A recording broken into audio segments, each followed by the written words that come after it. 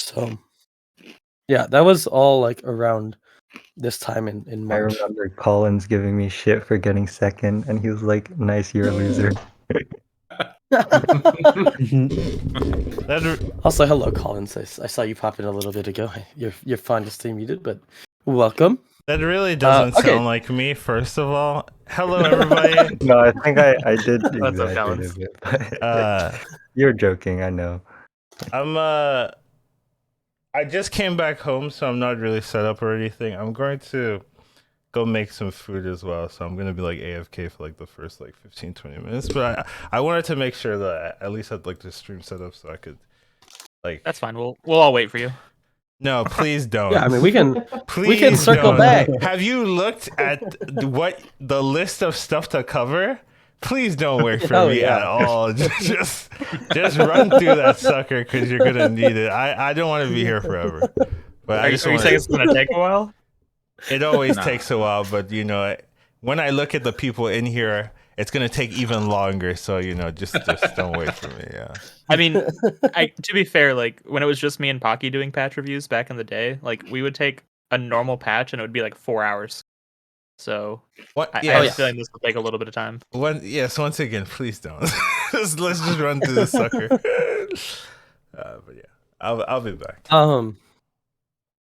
So anyways, in the interest of Colin's request of not taking a lot of time, March 25th, we had the 20.0 patch.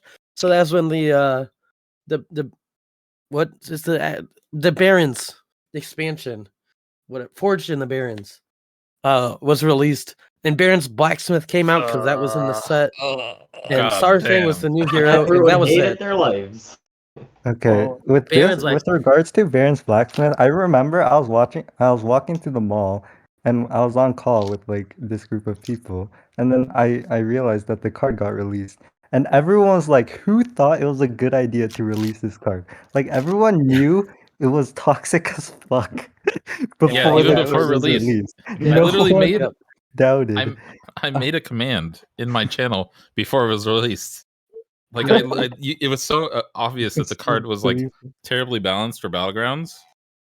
Like we couldn't call it by its way name. into the we had to say type. 5. Well, like literally, think about it. Like they literally gave you the ability to, as early as like turn 4, buy a golden spawn from the shop. But a golden spawn that like doesn't die and deals 3 damage to your opponent's face. Yes, like it's better than a golden spawn in most situations. Blacksmith on Reno days. Oh my god, oh, that's so dirty. Just go 3 on 3 and start rolling for it. Literally, not one of your minions would die. Just out of curiosity, if you, I mean, do you guys, when do you think Baron's Blacksmith left? You might remember, but like, I don't think it was okay. It was definitely longer than it needed to be, but I don't think it was that long. It was. I remember it being in the game with Quillbores. Yeah. Like, because I remember people like with blood gem their Blacksmith. Right. Yeah. July. So I'm guessing it was like the first round of Quillbore nerfs. Yeah, maybe June. Yeah, June or July, something like that. No, Summertime for sure. Really long. No, it was like the week. It was like a week after Quillbores got nerfed, I think. We'll get there. But yeah, I just wanted to bring it up, so that we have something to reference back later. Yeah. Yeah. So small patch, but yeah, Baron's Blacksmith had a big impact. Very toxic, very hated. Definitely one of the most hated cards that the game's introduced, and also kind of more forgettable too. Like I feel like more people remember like Cannon than Baron's Blacksmith. Like I would say, like to me, Blacksmith was just the most hated card, hands down. Also, Blacksmith is a lot more recent. Cannon has been a while. Yeah. The thing about Blacksmith is it was less redeemable, right? It was like good for like 2 turns, and that's it. I didn't play and then it was like bad, and you're like, this idiot bought this Blacksmith. I've never played with Cannon. You guys need to catch me up. You had to play with Cannon a little bit because I played with Cannon a little bit, but it was removed pretty quickly. Yeah, so it was introduced. You could use it as like a tech to like pop shields and stuff in the late game, and like so people really liked that aspect and stuff. But it made people a playable making like game Scally-esque builds around it as well. But to a lesser extent, obviously, than the Eliza version. But That's because you basically did it in an early game. Yeah, basically. And then found like a real comp, but it was disgustingly strong in the early game. And similarly, if you got your hit off and the other person didn't, you just like pounded the other going person for first was so relevant. Yep. And this was also all pre-damage cap. Yeah. So I mean, it was when Seabreaker Goliath was like a reasonable card to triple into, because if you attacked first, your board got +2/+2 because you wanted to have like random pirates or random stuff on your board anyway. It was the meta where Goldrin was tier 5 basically, so you're tripling in a 5 hoping to hit Goldrin. If you hit Seabreaker Goliath, you put some random pirates on your board. If you attack first, you deal like 20 damage to someone. That was that meta. And then with Cannon in it, with like a mini version earlier on. Except the person who won would be the person that actually tripled into Goldrin because it was tier 5 and there were tier 2 macaws. Yeah. It was fun. Yeah, I didn't play in that, but it sounds not enjoyable. It wasn't very enjoyable, no. Did people want to talk about Sarfang? I have always hated Sarfang, but if other people want to talk about it. I think he was pretty good playable. when he first came out. I was like, this hero was good. Because like I didn't like playing Max generally, and I like won games on Sarfang playing Max. Like I'm playing for first if I play Max on this hero. So I remember saying you were wrong about that.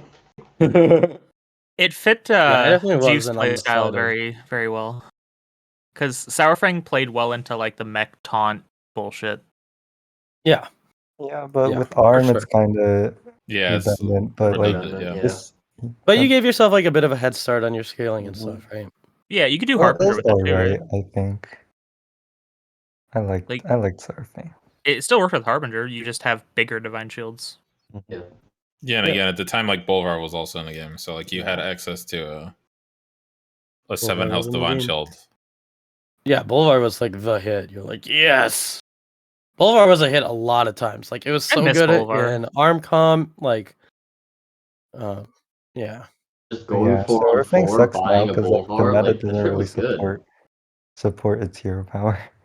Yeah, exactly. But it is that and like meta mechs got worse and everything else got stronger too, right? Like you can't even play like Avenge. like the overall power level of the game increased a lot as we moved to to after the revamp or whatever. So that's part of it. But there's games where Surfing has redeeming qualities. Anyways, this was a 2-change patch, so we can move on probably, right? Yep. Yeah, lots of. We talked about it for a half hour. We can go to the next. This is the big 20.02. This was April. Hooktusk came back. Hooktusk came back with a choose one of two. So instead of a discover, it was 1 out of 2. That was the big change. Wogtoggle returned after months of being removed from the game. If you guys don't remember, she was sort of shadow removed. Like there was never any patch notes. Yeah. She just disappeared one day when she was 2-1, and then it's like, I don't get Wogtoggle anymore. And then eventually it's like, yeah, we took it out, but like, okay. No one liked the hero anyway. I don't care. Yeah, and so it returned back in April as the +1/+1, and it's interesting just to see the Hooktusk and Wogtoggle came back at the same time, and neither has been changed since. And the power levels of those two heroes is so disparate. It's insane. Like Hooktusk has been one of the best, and Wogtoggle has been like unplayably bad. Yeah. There's always been issues with hero powers that give stats, though. It's like so hard. You make it 2-1, it's broken. You make it 1-1, it's not broken. Yeah, or like Rag is a hero. Like, yeah, it's okay. Hooktusk returning as one, like choose 1 for 2 reminds me that he used to be like just get a random one, and I remember Oh wait, no, he used to be 1 mana discover, and I remember at Ethan I had really good results with that. So I really don't think she needed to be changed from like 1 mana discover. Yeah, the 1 mana Discover when it was was 1 mana Discover, Khadgar was in its broken state. So it was definitely I still different. like Hooktuss is obviously like OP now, but I feel like she was very balanced. She was like she was very also hard to valuable play when and she was 1 mana high hero. skill at the one cost Discover. Like Ethan, remember we had good results on Hooktuss. Yeah, I had like, really good results. It was very and limited to everyone double else token sucked lobbies at her because specifically. they always standard curved. It's like no, you can't standard curve on this hero. Yeah, you had to stay on one. Right. That was during the time when nobody realized that you could not level on turn 2. Like, I think it was default that you level on turn 2. Yeah, standard curve was still like the dominant. Reform curve was pretty prevalent. Yeah, Reform curve was so popular with 1 gold tier powers, and Jeef curve or J Kirik curve. Okay. Started becoming popular. Who else Reform curve besides Reform and Mayev? I mean, maybe Akazam as well. Yeah, Akazam's right. Hooktusk. Wog Toggle when that was a thing. Yeah, but that was like, I mean, most 1 gold that did something, like it was an option. Yeah. But it was like you only did it if you were a hero that had a 1 gold hero power that did something. Yeah, otherwise the money was always weird. Like Mayev. Warrior curve wasn't even a thing back then, right? No. Not really, I mean, no. Like unless you're playing like Weavers or something, you wouldn't be staying on one that long. Yeah. I feel like 1 mana Discover Hooktuss never got like the light she deserved.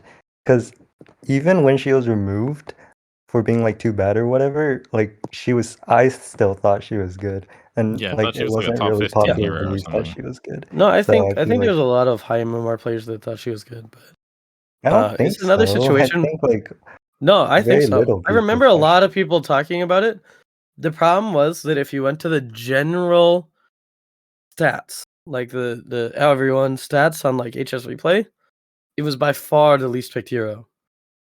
J Kirik, I'm sure remembers, like it was not an issue of like people thinking it was good or bad. It was just like no, the general population just didn't play it. Period. Yeah, but it was an issue that she was realistically only good in specifically double token lobbies, and there was like 1 fewer tribe than there is now, but like that was still like, you know, like 60% of lobbies were double token lobbies.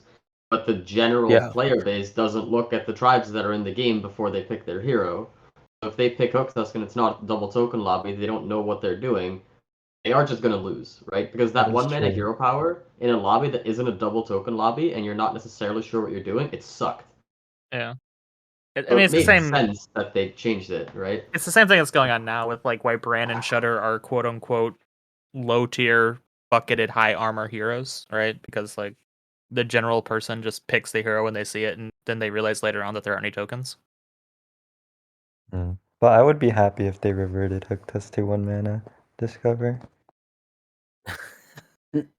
And then the rest of the changes for this patch were Scar, or did they just add it? They buffed it to 8 like attack. They buffed it. Yeah, right. It used to be a 5/1. Or 5, yeah. They buffed it to an 8/1. That's right. Yeah, huge buff. Yeah. And they buffed Rag to a 6/6 because it was a 4/4 on Tavern 6 for a while. Yeah. Yep. Steward got changed to be the 2/1, which actually was really cool at the time. I like Steward was like, I actually really liked that change. I actually liked this patch a lot in that it was like, these are the things that I want like every 2 weeks, you know, like, or maybe not every 2 weeks, but I was like, this is like, you know, this I feel like all this like tuning stuff. I was like, this is good. Like, the meta wasn't in a horrible spot. It was boring, but it was like this sort of changed some stuff. Yeah, Taunt was honestly the Steward change was actually like, that's what I want them to do more of. Like, it was originally a 3/4 minion instead of a 3/3 that gave +1/+1 when you sold it. They took away a health to make it a 3/3, so it was a less good minion in terms of like tempo, but gave you more value later. Like, that's like the perfect change. Yeah, it was that was why it was a cool change, because it changed how you played the card actually. right? It wasn't something you picked up on too and just like sat on your board because like, hey, this was the best stats on our on our standard curve. That like that's what it was before, and then changing it to a 3-3 was like, oh, I'll pick this up because like mechs are in, and like maybe there's a shot with 2 shields that I sell it onto, and I'm like, I'm feeling good. You try and get value. But even like the wildfire change, the herald change, like, that stuff was it was nice. So that yeah. But overall, we were still in a holding pattern to Quillboars. We knew Quillboars were coming, and it's like, we knew that they weren't gonna like overhaul any crazy minions or anything like that. Add anything crazy into Quillboars. So I do want to say, pretty much nobody was happy with Gar getting buffed, right? I don't think anyone was ever happy of Gar being in the game. Yeah, that too. Like either it's trash or it's a million health, and if you don't have poison, you can't kill it. Yeah, and you used to take there wasn't damage cap, so you would take like 30 damage to an elemental board with a Herald because you couldn't get through a Gar. Yeah. And then Gar was like in the game in the Khadgar days, and you just triple into Gar and do an Ellie transition, and it's like really toxic. Yeah, it's super like omega toxic. Yeah, but then on the flip side, it's an 8-1, so it's really bad base stats. I remember doing like legit Ellie transitions where I'd triple like 20 times and get like golden Nomi, like 2 golden rags, a couple I remember golden watching Gars. Like I would go from having nothing on my board to having like 400 health. The like, Elite transitions then in one turn on Khadgar was actually the most fun ones, right? Yeah, it was the most APM.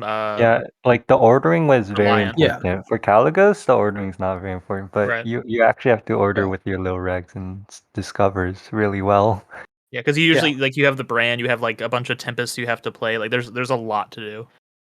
Yeah, and this was back when the 3/3 elemental that gave 1/1 to all your minions. Oh yeah, the animation forever with the brand on the board. Yeah. So you would have to make it to where like you did that last, and then like could just get rid of it and play a minion to end your turn, because it would take the entire like turn to just have the animations go off. I mean, animations are still awful, right? But those were next level. Like those are like they were 5 seconds. Now it was different. But I think Anomaly is the worst one now. Was the most cancer thing in this game. Like you lose games because of Arcane Assistant. Yeah, you're just like you can't play anything. You're like, I get it. Everything has 1/1. Move on. It was especially I'd rather just do nothing and sell it. Yeah. The weird thing you is get it too, from Tempest. You need to get it out of your hand for hand space, but like But like the weird thing, and this never made any sense to me, but like you could, like when you play all the cards, right, and you play Tempest, you could keep you could sell the Tempest, you could keep playing cards from hand and keep selling them, but you couldn't buy anything. So like you could still do actions after you play the Tempest, but you just couldn't buy. Yeah, you can queue up like next actions, but buys aren't one of them you can queue up. Yeah. So it was so weird. Like it took a lot of finagling to actually get right. Yeah. Which was what made it fun, at least in my eyes. You're crazy. Playing around animations being horrendously optimized. Yep, very fun. I'm built different, guys. I'm built different. Yeah, that's why I went with doesn't disconnect, and then like still has like I know. True. And then he ended the turn with like 7 goals, like perfect turn. Perfect. Yeah, the Quillboar update. Felt different as a good argument. True. Oh yeah, this was huge. So yeah, this is the big one. This is one of the huge patch reviews. I think Ethan and Sapphire were on for this one. Yes. And was it? No, I was on for the big overhaul. The revamp. Okay. Wait, this wasn't the one where the 3 of us did it, and then Bofer came in at the end. No, that was the revamp. We talked about Stefan for like an hour. Okay. We talked about Stefan. We talked about Nest Matron and Doomsayer. Yeah. Like, we're like, these are better than Genie. Yeah, I guess it's just us. But this took forever. Yeah, this one was a long one. Victor changed his name in my stream during this patch review. Victor came in as 12 wins and left as Sunbake and Relaxer. That's the power of the Pocky patch reviews. But yeah, Coolboard were released. They were crazy overpowered. I remember going through and being like, "This is insane. This is insane. This is insane." Everything was insane. Sapphire surely remembers the one card that we didn't like. Yeah. Pick out as being that insane. Yeah, go for it. Yeah. So every card, like he was saying, we said, this is insane. This is insane. Well, there was actually two. One of them was the big one was Ground Shaker, right? Yeah, Ground Shaker was the big one. Okay, but I think that there was also Necrolite. We were a little bit sleeping on too. No, we were like maybe, but it was compared to we understood the power. Yeah, but like compared to all the other ones, it was like, wow, every one of these cards is broken. Yeah, we definitely slept on Shaker relatively, and it ended up being like one of the best ones. It was just like, okay, so literally, like when we were like, okay, so the one that we thought was like maybe the least impactful is also insanely impactful, like even more so than all the rest. It's like, yeah, Quillbores are pretty freaking good. I still remember my stream where I just didn't want to play anymore. So what I did is write like a 900 word file of all the things I would want to change about them, because I thought like pretty much all of the Quillboard cards needed changing at that point. J-Kirk did do that. I recall. You know which one wasn't broken? It was a pretty good. It was a pretty good list. It was a pretty good list. Razorfin Geomancer. That was the best one they released. Yeah, that's a balanced card. Yeah. I mean, Prophet of the board. I thought Thorncaller was good. Oh yeah, Thorncaller. Thorncaller is really strong. I think my initial reaction to Quillbores was that they would be good, but I didn't fully understand how consistently and how many gems you would be able to generate in one turn. You know what I mean? Yeah. Like at first I thought like maybe like 4 or 5 like gems in a turn when you had like Flat Tusk on your board was like peak gem generation, but you could realistically fill your hand with gem every turn with good setups. This was even before gem Flat Tusk. And this was Bonker. Do you guys remember Reno Bonker? That's literally when I saw the patch notes. That was my yeah. That's the only thing I wanted to do was 4-on-4 with Reno and find the Bonker. I literally tried. I think I didn't. And it was a strategy, right? Like if you naturally went 4-on-4, there's an argument to roll down for Bonker. Like it was that good. Yeah, it was so insane. Yeah, it's an 8/14 that most of the time is going to, at minimum, give you 6/6 on it the turn after, if not the full 8/8. And you wanted to go through and through Reno anyway, and then they because the tier 3 Quillbores were bonkers. Well, no, the tier 4 one was bonker, but the tier 3 ones were really good as well. Yeah, like Bannerbar was like a very legitimate hero power, as we know. Blacksmith, which was still in the game, was a very legitimate. I hero power Brute a lot. Yeah, Brute was so sometimes good. Yeah. It was okay. I mean, it wasn't as good, but it was like still good enough, right? Where it's like that's a lot of stats. Like, if I had for the Necrolite as well, the Necrolite interaction with Brute, and it was Reno was like the best hero this at this state, right? I mean, Janus was still. Yeah, Janus still game. Hook Tusk was still probably. I'm assuming we're on the Quillboard patch, huh? Yep. Wasn't Eudora still strong during this time, or was that like earlier? Hook Tusk got was the nuts and then got nerfed, and Eudora was still the nuts, right? Basically. And then got buffed again. Yeah, the first time. Yeah. She's always been the nuts. Eudora's hero power had been 5 digs by this point for a while, but I remember having good results with Eudora before this patch. Like I was tweeting about how I thought Eudora was like broken. I had like 5 firsts in a row with the hero, like back in like March or something. Yeah, I remember seeing that.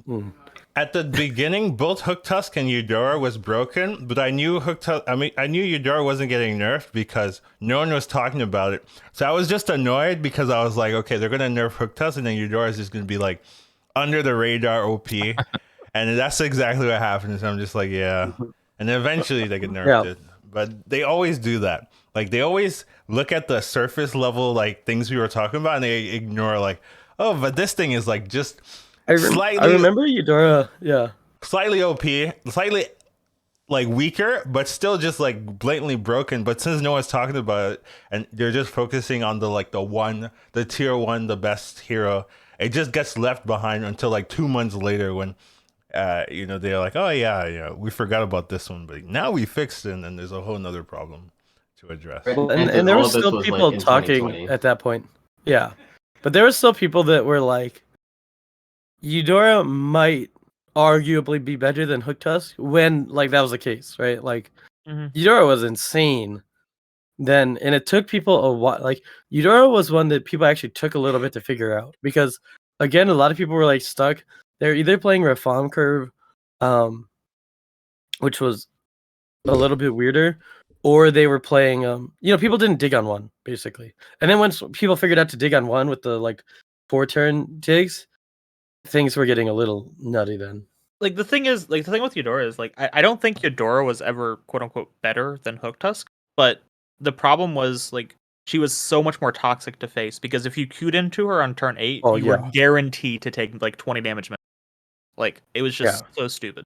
That was the turn 8 death, because either you went into the Hooktusk the high rolled or the Eudora. It was just people were dying on turn 7 even with like the boat crap too, and Pegels, and it was a very scam. Oh dude, I remember. I forgot about that.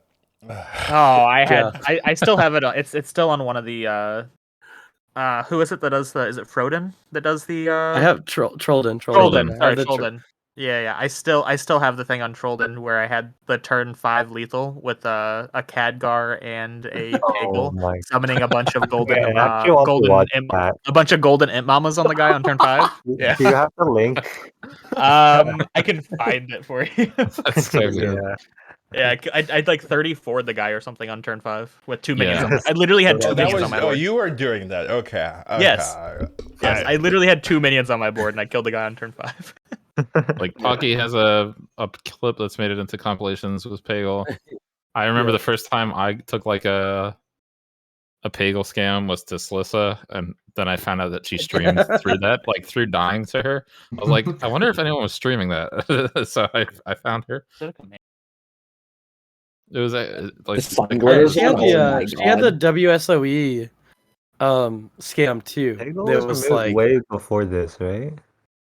Pegel was changed. It was changed. Pegel was changed a long time ago, because we're like they changed Pegel off of the this is 20. They changed Pegel off of the they removed a lot of the scam stuff. So not a lot. Like all at once. A lot is too nice of a word. Okay.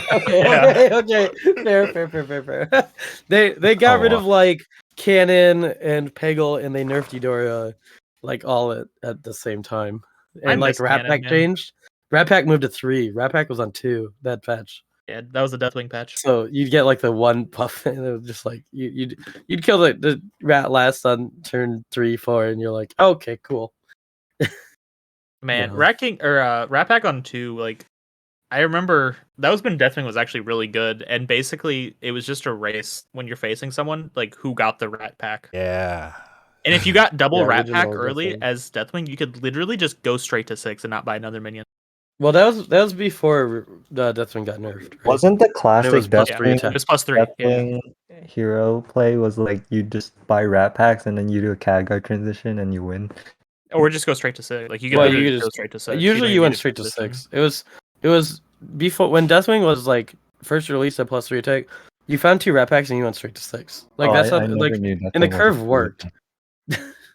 It was stupid. What was the curve? I hit 2 Rat Packs. Okay, I'm stronger than everyone. You just level every turn. That's good curve. Yeah, good curve. You float like 2 gold every turn. Doesn't matter. 1 gold. Yeah, it depends how early you get it. No, if you're doing Jeeve Curve, then you don't float gold. It just depends on 9 gold. Jeeve Curve didn't really exist at that point, But you can't Jeeve Curve if you're double buying 2 drops. No, I mean like fine, like Toki curve or whatever. But like, you level on 6, 7, you'd only be floating 1 gold, and then yeah, no, you don't level on float 6. any gold. Exactly. Yeah, no, 1 because it costs 5 to level on 6 gold. You float 1 gold there, then it costs 7 and then 6. You float 1 gold per turn, but like whatever. I don't know. After you level 3, you don't float a gold anymore. Right. So and the point is the curve worked, and that's also 2020. So actually, so this is the next patch. Okay, we didn't finish this. Blackthorn, Vol'jin, and Xyrella were released this patch. I remember we were all amazed at how good these heroes were. Like, all these heroes were very interesting to play. It was I thought Xyrella was going to be the most interesting. I liked Blackthorn the most. I sort of slept on the other two. Really? I thought Vol'jin was going to be completely broken. Yeah, he ended up being like pretty good, but not like completely absurd, like I thought it was going to be. And then everybody was like freaking out about Necrolite and like the Vol'jin Necrolite interaction, and people in chat were like, "Oh my god, you're cheating!" That was just very fun. Yeah, people thought it was a bug. Yeah. Collins was the first person to tweet about it, and was like, "I don't know if this is a bug, but this is a thing." It felt wrong. I'll be honest. Yeah. I did it, and I was like, "Damn, this feels wrong." And I was like, "Hey," I talked to them. I was like, "Is this correct? Are we allowed to do this? This feels like cheating." And they're like, "Yeah, intentional, guys, and it's fine." And I was like, "Okay." Yeah, you're like, okay, because Quill boards weren't strong enough. Yeah, that's kind of like how the Whelp Smuggler buffs were intentional. Yeah. And then they just happened to nerf them later on, but they were intentional. But I thought Blackthorn was going to be the strongest because this was like back during the time when I would go 3-on-3 with every hero. And like just looking at the Quillbore stuff that you could get on 3, I assumed that just having 4 blood gems being on Tavern 3 after turn 3 was very like strong. nuts. Oh yeah, like this Blackthorn was top tier. This patch was interesting because it was like this patch I think showed us something about Tavern 2, which was like because you had the Roadborne Tough Tusk being very strong and the rest of Tavern 2 being pretty mediocre. It like showed you like you cannot afford to stay on 2 if you're not buying very good cards.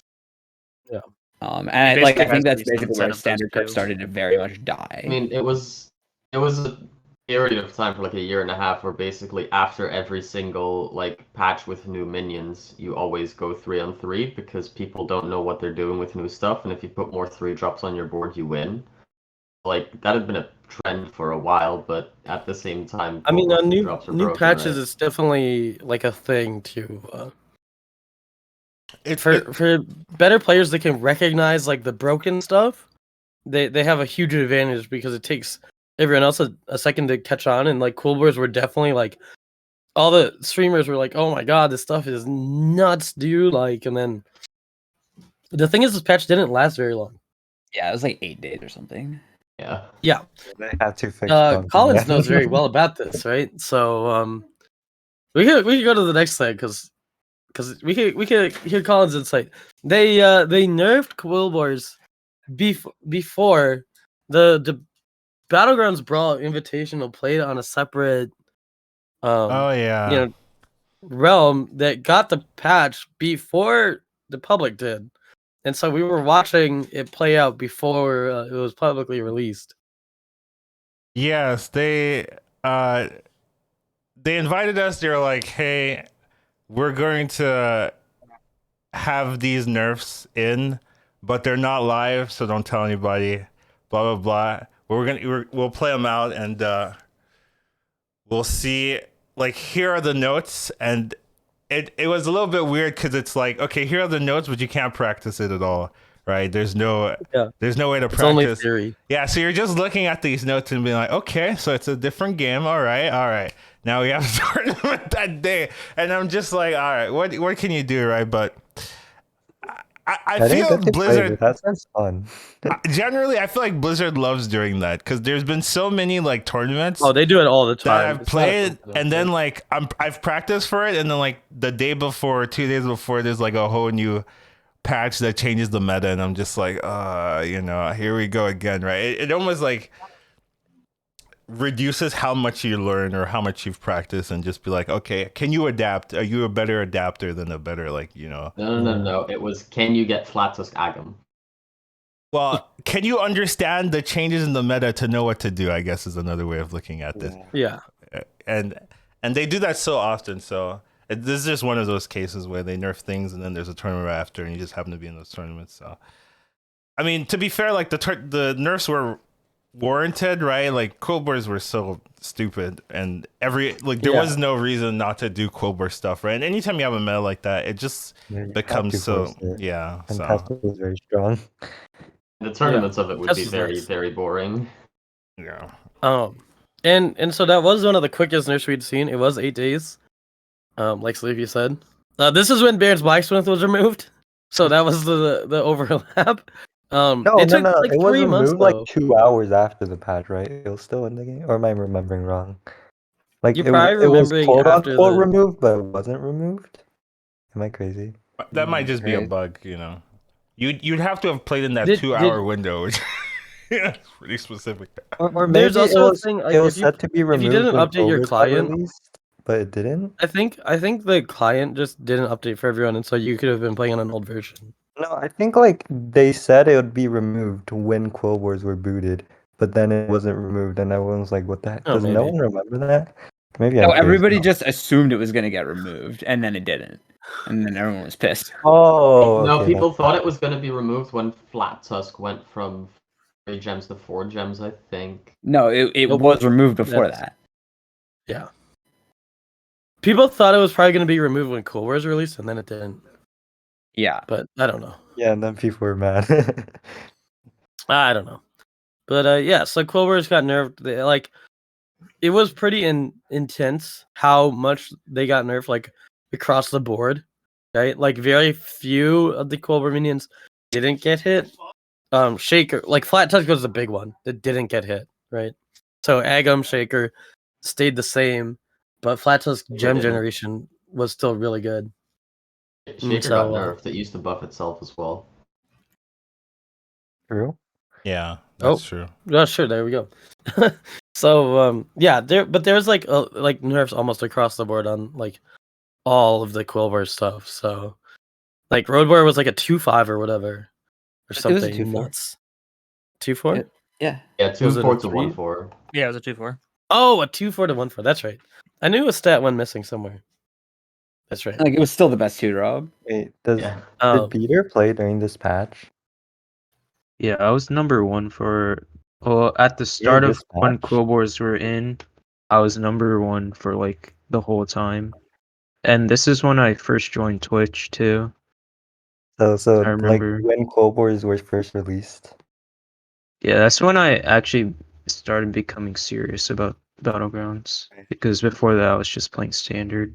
Yeah, I remember everyone in Twitch chat was like, "Who is Peter Bavis? He just fast Eddie."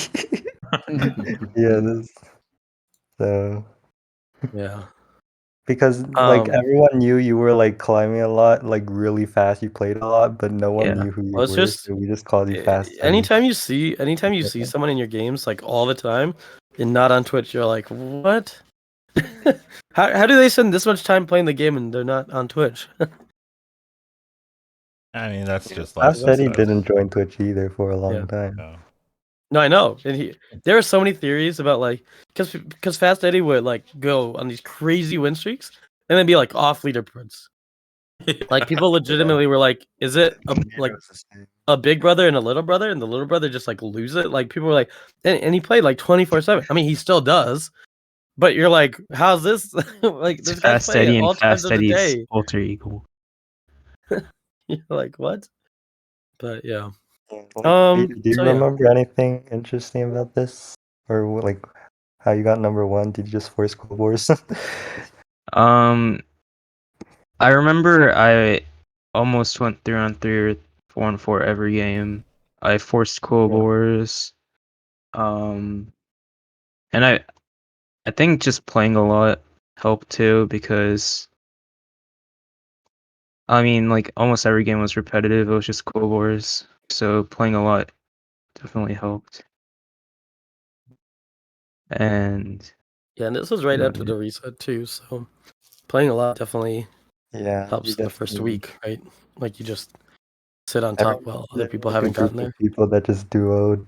at the start, and then the other group of people who just played a lot and tried to get as high as possible. Also, Reno was free top 1. I remember that. Reno was pretty good. All right. Anything else on the Quillbore nerfs? Really? They weren't nerfed enough. Jeef, I sent you the video. I found it of the turn 5 lethal or whatever. Mm-hmm. So this was the following patch, 20.4, June 3rd. What was the other one? May 12th. So there's a little bit. Quillbores were still really good, and they were in every game up until here. This was a patch that they weren't in every game anymore. Mutinous and Guff are added. Guff was added as the +2/1. Maiev was removed, and people were really sad. I remember Shady and Collins talking about it on their podcast. I feel like every high level player was like, Maiev is bad, but Maiev is like not the worst offender, and it was very sad. I was very sad about Maiev leaving. Like I think if damage cap had been a thing, she wouldn't have been removed. Well, the thing is, like, the thing with Maiev is like there was like this was the time there was like 4 or 5 really strong heroes, right? It was like it was like Hook Tusk, Eudora, Maiev, like maybe 2 more. Eudora. It was like Hook Tusk, Jandis, Maiev. Jandis was one. Omu. I think might have been one, but either way, there was like 5 that were like really strong, right? Yeah. Maiev was the only one that like when you queued into them, you didn't on turn like 5, 6, you didn't take like 12 damage. Like, yeah, that was why I had a problem with being removed. Yeah, you just had all 1drops on your board. Like, except you didn't take a ton of damage when she has 2 6-drops. Yeah, well, that's the thing. That's not. That is the thing. But at least, but Omu's on 6 on 6. Like, you know. But I remember being okay with it because it said temporarily removed, and I figured out what was happening like immediately. I read the patch notes. I'm like, okay, so they've decided what they want to do with the hero. It just requires a significant coding change, so they're just going to remove it until they do that. And I was like, okay, fine. Yeah, and people did joke 2 into a 3. Like, yeah, that's the change. Yeah, people joked that they were going to remove the like 1 health or something because Hook Tusk at that point was like had a similar treatment where Hook Tusk like got removed for a month and then they brought it back and it was like, you know, barely nerfed from its peak strength. I mean, it's still that that's still its ability though, right? And it feels okay now. So I think it was a good nerf, at least for Hook Tusk. I'm not like crying about Hook Tusk every game. And yeah, I do remember this. I wasn't happy about the Maiev remove because it felt like Maiev was taking the bullet for all the top tier heroes, and it was like, why not adjust all the definitely felt the top tier heroes? And it's just like Maiev, we hate Maiev, and I'm like, Maev's nice, you know, Maev's like fun to play. Like, I really don't like it when they remove heroes that are fun to play, and I felt Maiev was fun at the time when it got removed. So it's just like I mean, was Maiev like not anyone's like comfort pick? Like, it was so every high level player. I actually remember. I remember having Maiev as much. I hated Maiev. Yeah. I remember having such bad results with this hero. Yeah, that was like around the time. That was around the time the Eudora thing that you posted, I think. And right. You're just like, I can't win with Maiev, and I'm just like dominating with Eudora. And I'm like, I don't know what to tell you. Ethan and I literally had the same results on every hero at that time. I don't know. Yeah, I remember that. I was always in his chat, and it was like we always had the same takes. Like this, like when I took Maiev, like I had the chance of getting first, but it's almost like Ysera for me. Like what Ysera is now was Maiev for me then. I think that's true because Maiev has one of the riskiest playstyles, at least if you're playing it as most people play it, where you're getting like you're going for the high roll, and if you don't hit that, you have to salvage, and it's a lot harder because everyone else is playing like normal and having some triples. And if you don't hit your triples, the hero is very difficult. Yeah, that's basically that was the thing. Right? Missing my triples. That was the thing is people weren't hitting triples. That was like where the Pocky Curve was prominent in spell meta. What's Pocky Curve? It was when it was most useful because the thing is like people would like force Maiev on these really weird lobbies where they didn't get things, and they'd have like just those garbage 1-drop boards, right?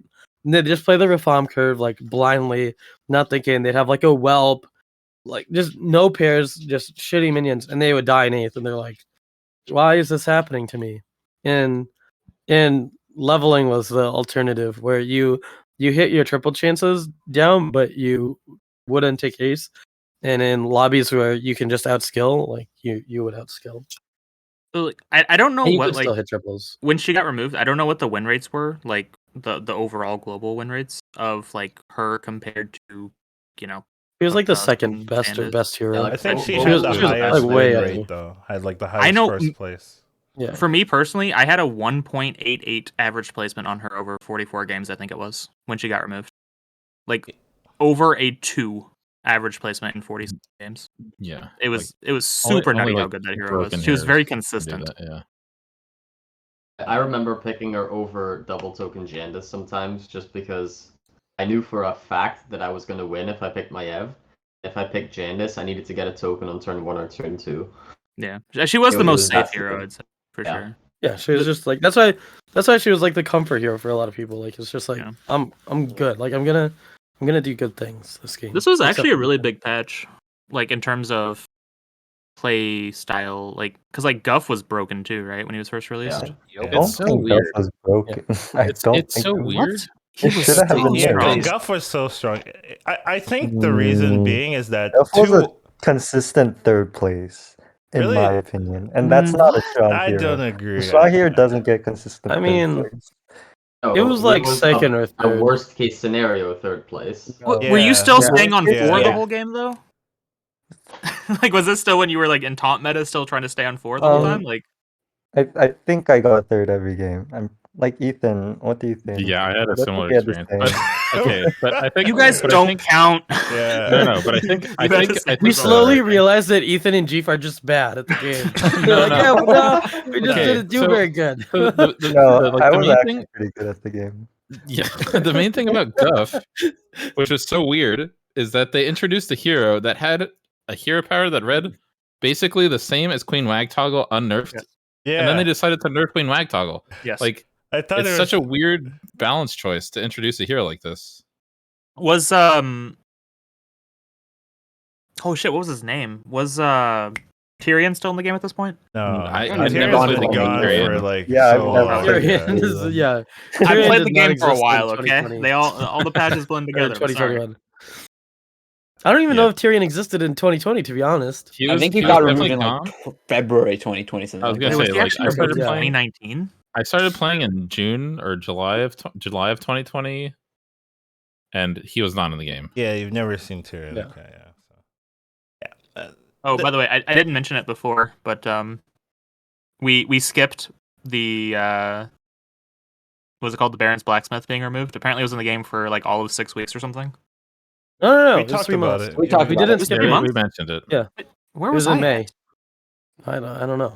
I've been here the whole time. Did It Gus was like- look like it was like really look 15 like minutes. that? I thought it was a leaf.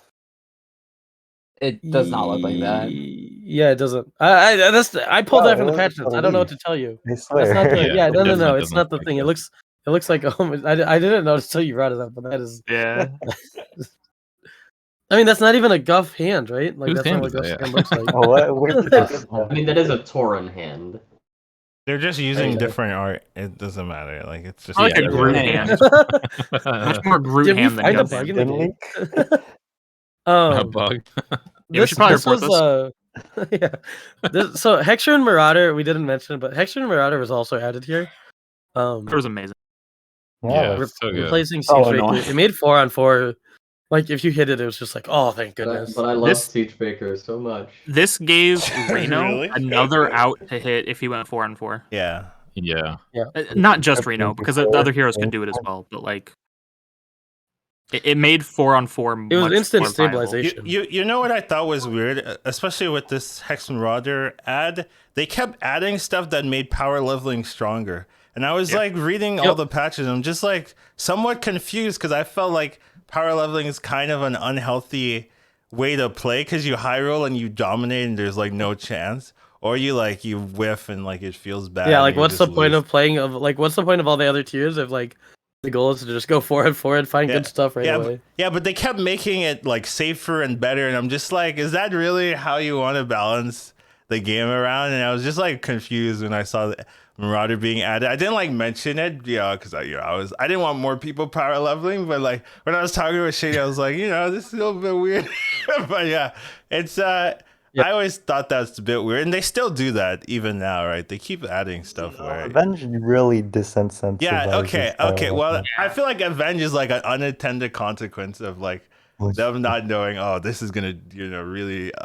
Yeah, they definitely didn't think about it, but it does make power leveling a lot worse. A lot worse. Yeah, I agree with you. That's true. I don't actually think that like power leveling is unhealthy in general. My problem with it is that it makes getting token turn 1 even more important than it already is. Like the difference between opening token turn 1 and not opening token turn 1 is potentially the difference between like 1st and 8th. If you power level. Is this when Chief Curse started? Because without token start turn 1, you can't go standard curve if you want to power level. For a while. I think it was before that. It was before. Like, well, Chief Curse was around at this point. I mean, it got the beginning of Taunt Comp, I think, was more when it was like introduced. But it kind of grew, right? It was like there was a few people playing it, and then like now everyone plays it. Mm-hmm. For the timeline on when people started playing Jeep Curve, RAG was introduced in November of 2020.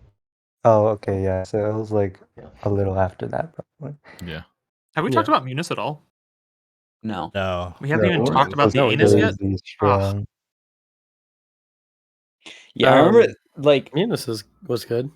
These were the two most underrated heroes I feel like, because I remember the opinion of everybody was like Guff is going to be like pretty good, and then Mutinous, when we realized it was going to be random, we were like, oh, this hero is trash. That's true. But think about how broken it'd be if it was targeted. There's no once you realize how good it is like on target, you're like, oh yeah, there's no way it could be targeted. Like I think people when they first looked at it didn't realize like, oh well, if it hits the wrong minion, I can just eat that minion the turn after.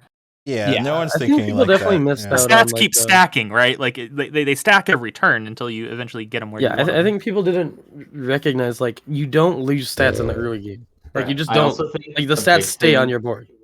A big thing people miss is like the hero power isn't necessarily your win condition. You can like do other stuff while also spitting, right? Yeah. It's like if all I'm doing is spitting these things that I would sell, I'm never gonna get big enough to win. So Mutinous must suck, but like also do other things like Mutinous arm clomp was like the classic, and also what else is classic is spitting onto your arm. Oh yeah, I've made so many like 50-50 arms. You're just there's like so many ways every time too. You're like, are you kidding me again? Yeah, but like there's so many ways to cheat out. It's a 1 in 5. You can use like you can use like a Wrathweaver early to cheat out a bunch of stats. Like you can triple into Light Fang or Mithrax, or like just Shaker is a really good way to cheat out a bunch of stats, like for eating. Like the meta I excelled in was definitely the one that I played Mutinous a lot, and I think I played Arm Comp like 80% when I was Mutinous, and it's so consistent. It's like Pyrospawn wasn't a card, and it's like unbeatable. Like you have a Mummy Kangors and then some time deflectors, and you can't lose with Mutinous. Because with Mutinous you have HP on your deflectors too. It's very strong. Yeah, that was very Shady centric as well. I mean, anytime I play with Shady, I'm talking Shady. He's like, Arm Comp's so good. Arm Comp's so busted. Like every time, let's force Arm Comp every time. I'm just like, I'm going to 6. Like I was doing that every meta, like to be fair. But he was like, no, definitely the best strategy on Mutinous. Yeah, Shady was definitely a big arm lover. Yeah, so that's what he reminded me of right there. He always likes doing things that work and are efficient and like very easy, like very forcible. Like if you can get something that'll get you MMR and it's very forcible, she's like, yeah, sign me up. I'll perfect this. Can I give you the perfect example of that? Yeah, go for it. One of the first co-ops I ever did with Shady in Battlegrounds, we were playing Reno. This was back when Scavenging a Hyena was on Tavern 2. So turn 3 on 5 gold, we open up a Scavenging Hyena. Before I could even say anything, he didn't even ask me. He just bought the hyena, played it, and hero powdered his Reno. Oh no! I was like, what did you just do? And he's like, dude, this is the most free plus MMR we're ever going to get. You better not win. There's no way you get MMR. We ended up taking like second or third, but it was the worst second or third I've ever taken in my entire life. Like, I'd rather just not play. Nah, but he's so good at it. He's so good at it. You gonna hero power a Wrathweaver next game? Like, come on, man. He would, yeah. If it I made know sense. he would. Oh wait, Reno's hero Wrathweaver was maybe a little more. Reno's hero cost 4. It costs 2 Yeah. by this point at 4, least. then Probably 3, then 0. 2, I then think at the 0. time, no, Yeah. I think at the time it was 2 because I'm pretty sure he bought it in hero pattern. That was the entire turn. That makes sense. Because I think we had Alley Cat on board, if I'm not mistaken. But it's been a long time. But like I remember for sure he bought it and he hero powered it. Like without even like a discussion. He was like, "This is like the play. We don't need to talk about this. This is the play." Oh man, I have a lot of moments like that. Shitty. I'm just like, okay, let's see how this goes. and then I'm like surprised, like, oh yeah, that worked out. I'm not gonna do that in my games, but like, damn, Shitty. I'm not gonna do it, but fun to watch, I guess. Yeah, it's so good to play with somebody, and you're like, my MMR is not being affected by this, but I can see all the fancy stuff. Yeah. Yeah, and see which ones I want to take in, which ones I'm like, not for me. So it's pretty nice. Is that it All for right. this patch? That's it for this patch. Yeah. June 16th. Oh, this was a big one. This was a big one. Oh yeah, this was the mutinous OP one. Okay, well, technically it wasn't a big one because there was only a couple things, but it was important. Yeah, it was important. Yeah, the flat tusk nerf, that was a big thing, and then King goes to 5 was a change that I think like the general population kind of slept on a little bit, right? Yeah, it made like bomb comp way more playable. It made really like it just arm. It was big for arm because like it was like I don't need to level anymore. Like arm was like the one thing you're like, oh, should I level for Kangors? And then he was, and then you're like, I don't need to level anymore. I just stay on 4 forever. I triple into Kangors on 5. Oh yes, you remind me so much. That's exactly what Shady would be telling me. You know, I just go arm every comp, and now I don't have to level the 5s for Kangors anymore. It's like so good, and I'm just like, oh, this is good for me because now I don't triple into Kangors and I get 6 drops. That's how I looked at it. You know, so it's just very different playstyle there. Yeah. Wait, Kangors was like really bad on 6, right? Yeah, it was so horrible. Bad. Yeah, so I was so glad to have it. Like they even buffed it to 4-8, and it was really bad. So yeah, like I remember the only Kangors usage was with Sneeds or egg, I guess. Yeah, like niche cases like that, and they weren't even good. This also made like I mean, I think Greybow was always pretty solid just because of Harbinger, but this made forcing egg Harbinger Chad on Greybow like super consistent. Yeah, really good. Like I think I had like almost it was like a 2.3 or 2.4 average on Greybow, but it was almost all second places. just because of Kangors. You take those though, so it's pretty nice, fine. Yeah, it was like it doesn't seem like. I mean, it does seem like a lot because it is a lot. Like changing the Tavern tier unit when it's something that like has a lot of potential. Like it was just super impactful. Like the ability to get double Kangors, because you basically weren't getting double Kangors as most mech builds when it was on 6. Now you can actually do that. I do think the flat tusk changed. Yeah, I was gonna say because like if you weren't forcing arm comp, you were forcing flat tusk Agam because flat tusk was goddamn busted. Yeah, I was gonna make a joke that like people who are listening are gonna think that Kangar was like the most important change because we're just ignoring flat tusk. The other one was bigger. No, it was like very well received though. Like the flat tusk nerf. You mean? Both of these changes were very well for received. sure. Everyone was happy. Like I was happy with Kangors until I started losing to arm comp literally like every other game, and I started getting pissed at it. I was a bit annoyed too, right? Like I was playing tier 6 regardless, This and is I was like, definitely why is Arm beating me here? Like, I don't. This Why feels is it wrong. Autumn was sort of different always like people? that though too, right? Like you're like, dude, I've got like all these like Nadina dragons, and I'm losing to this stupid ass tier 4 guy that just never did anything. Oh my god! Like they just been sitting there, their board isn't the Wait. same the whole time. I That's have the the G perfect. class. I have the perfect scenario. I was playing against. I mean, the perfect example, the perfect anecdote for this. I was playing in a tournament, and Blurby was in my lobby, I think, and Blurby tripled into a 4 as Reno, hit a gold grubber, and then hero powered his arm with a Yoho Ogre as his only taunt on board. and then I died to him in 5th place because he had it like he outskilled my Caligos board with arm. I was like, what the how he hero powered an arm over a gold grubber as Reno with no taunts on his board, like no relevant taunt. I think I influenced him too much. Yeah, for sure. For sure that was a G. He would never do that in a non-tournament setting. A tournament, he was like, just embrace whatever Jeep would do. Yeah. It was so insane. So funny. The flat tusk nerf is interesting to talk about though. Just because now it almost feels like it could go back, right? Am I crazy in saying that? Now, I think you have to be real careful with that because I've talked about Shady with this, right?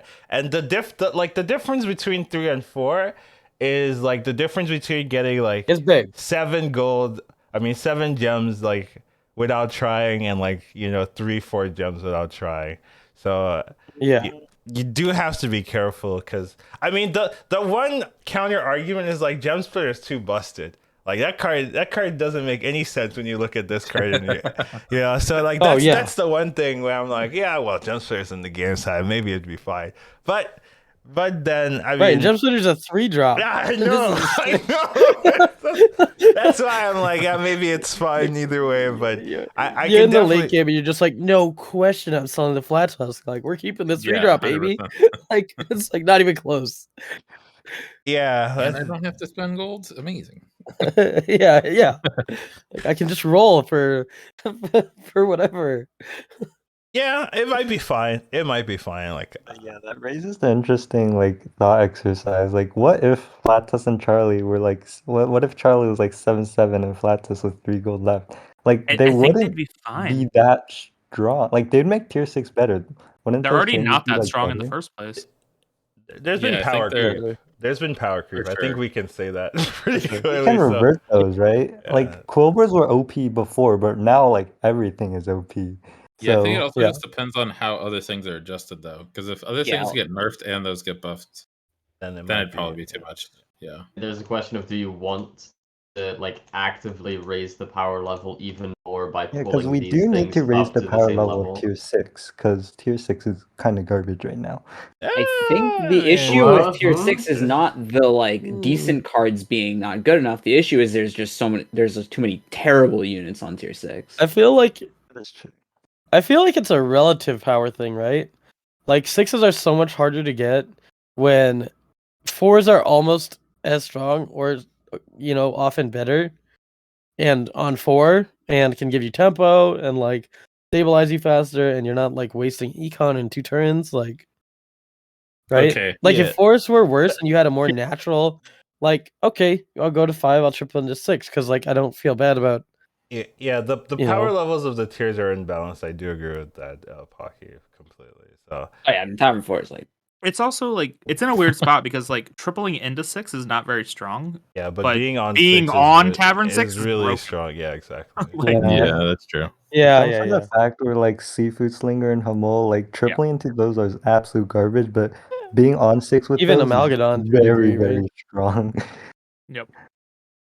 Like tripling into Amalgadon too much utility usually doesn't feel good. I think a little too much for healthiness, like too much utility on 6. Like Hamol and Seafood Slinger, like one of them's fine, but both kind of dilutable. Like Seafood Slinger should not be in the period. Yeah, I kind of agree with that. I don't really like the card. Yeah, like they should remove it right after they remove I don't Ysera mind and it, but like I get it. I think it'd be fine if you remove the Amalgadon though. Yeah, I think it's. I mean, mainly the Amagadon interaction with has a Mao. lot of. There's a lot to talk about. I like like Amalgadon. I think it's healthy for the game. I actually think it's good for the game. Yeah, but that's the I think thing. Amalgadon is They fine. can't exist together. Is like the Seafood. argument. Right. Agree, which is why I think they should just remove seafood. Like it's either Slinger is okay with I would Murlocs be fine being with like removing generally Hamul. below average. With removing Hamul, did you say? Yeah, I would be fine with that. But I don't think. I like- I don't think removing. I Hamul love would Hamul in the change- game. I don't think it would I change love everything. Hamul in the game. Hamul.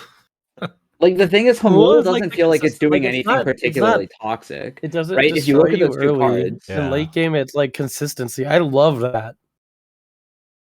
Yeah. Like I'm loving something that doesn't, Screw Seafood Slinger. I lied. you know, pound you for damage. Yeah. And you triple into it. And the nice thing about Hamul is like it's viable with basically every comp too. Like it doesn't really matter what you're super playing. generic. I don't know. I like it a lot. like if you triple into Hamul, like sometimes it actually does something good for you, right? It's like sometimes it's a brick, but sometimes you're like, oh, this is actually gonna win. Like Hamul into Hog or Tony, like GG, I win. But we Or if can you're playing, agree like, that Light World Spawn, War then 6 you need drops to- are like Yeah. unpickable, right? Like you will actually level to 5 because you want to triple into Hamul on certain comps. I had this was yesterday off stream. I had a game where I had an early 5 and I didn't really have any mechanics board. wise, you wouldn't want to do that Hyperbear. And So I I literally get that. tripled into a Hamul, and I had no board. There was a Tony and Chop though. I bought the Tony, sold my entire board, played Hamul, and 2 turns later I had 3 golden hoggers on my board. That sounds like a good tournament strategy. Now I could have easily bricked and taken 8th too, right? Like that's Yeah, but there's definitely a lot of risk instead involved. there were 2 hoggers in the shop, so from the Hamul. So But, like, anyways, it's a fun hero or a fun card. this huge patch, we're not quite halfway through the year, so I gotta pop us out of the next one. Yep. All right. Literally 2 changes though, but it was actually like a halfway done. big change though. 30? Come on. Well, We haven't even gone to the revamp. yeah, there's There's yeah, I know. I'm aware. this Also, is there's legitimately more things after the patches. Yeah. Yep. 20 I'm excited. hours. 20 hours. I'm ready. gleeful right now. This was actually a big patch. So we had a while, and then this was like the big BG's changes, right? Yeah. The last stuff, even though it was impactful, it was a tuning patch, right? 2 changes. This one, we have Kurtrus added. We have Galakrond coming back before it was removed when it was like the 0 cost, right? And then they brought it. It was gone for months. Like it was removed during prize meta. And Elise stayed. Like that was a big deal. People were like, "Yeah, Galakrond's gone," but like Elise is still there. And Elise was better than Galakrond. There was the argument that Galakrond was more toxic, but that's when it was removed. And it was brought back at 1 with the Discover. Galliwix was gone for over a year and came back with the rework that we know now. Maiev made her return, the 3 turns plus 1/1. And it wasn't immediately impactful. The plus 2/2 change definitely helped a bit for Maiev.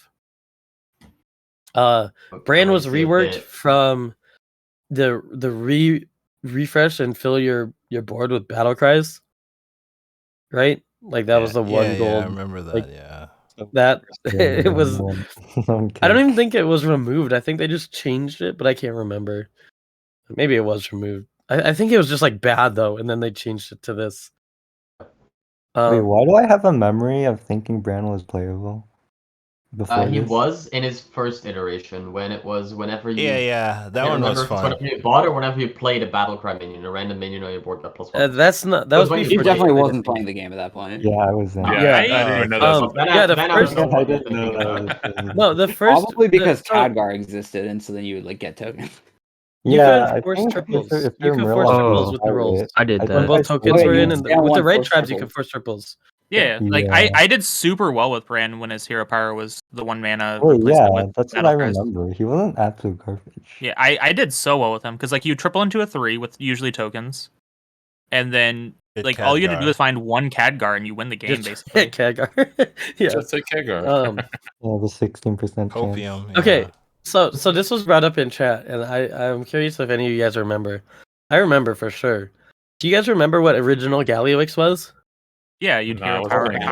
It costs 1 gold and it put 1 gold in your hand. It was Barrel People. Dude, I hated this. I hated that ability so much. It was like, what are you doing? What is the point of this? You're like spinning a wheel. You floated a gold to have a gold to follow.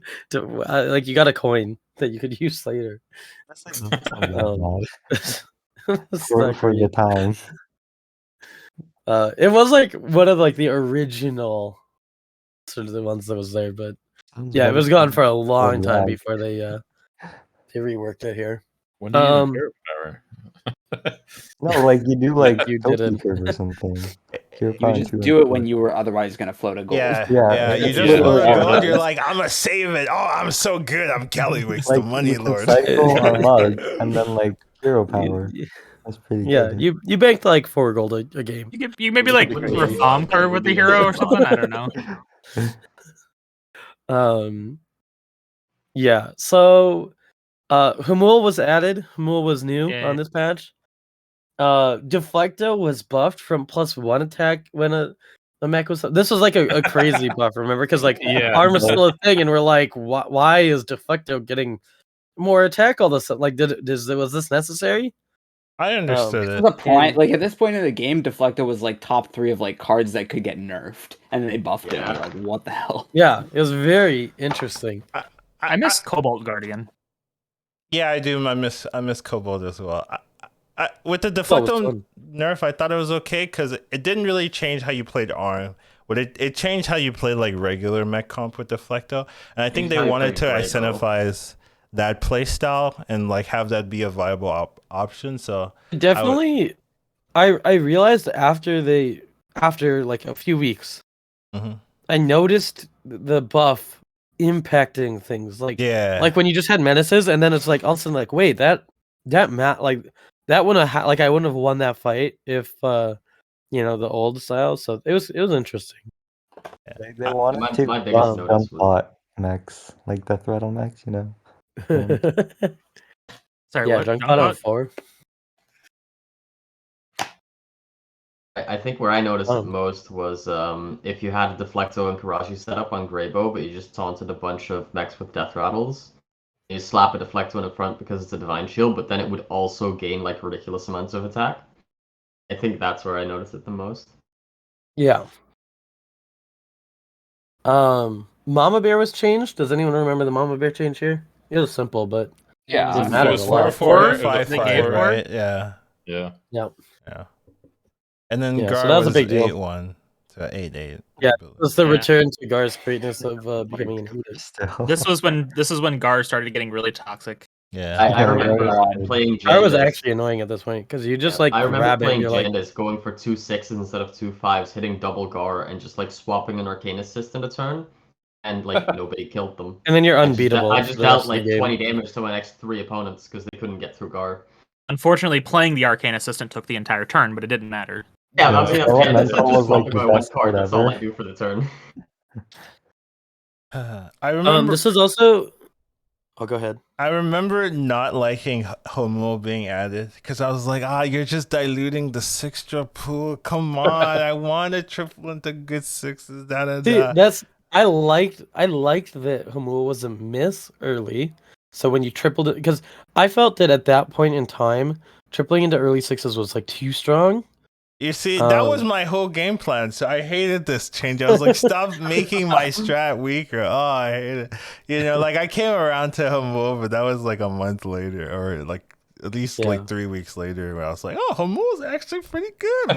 But at first I was looking at this, and I was like, no, my strats, you're adding another brick. I'm gonna throw that kind of I liked that it was a brick, but it wasn't a brick that just felt like Kangaroos was like the brick that like always felt like a brick. You're like any time you hit it on 6, you were like, dude, come on, like this is just never what you wanted, right? But Humul was a brick early, so it wasn't like toxic damage, right? Like an Eliza.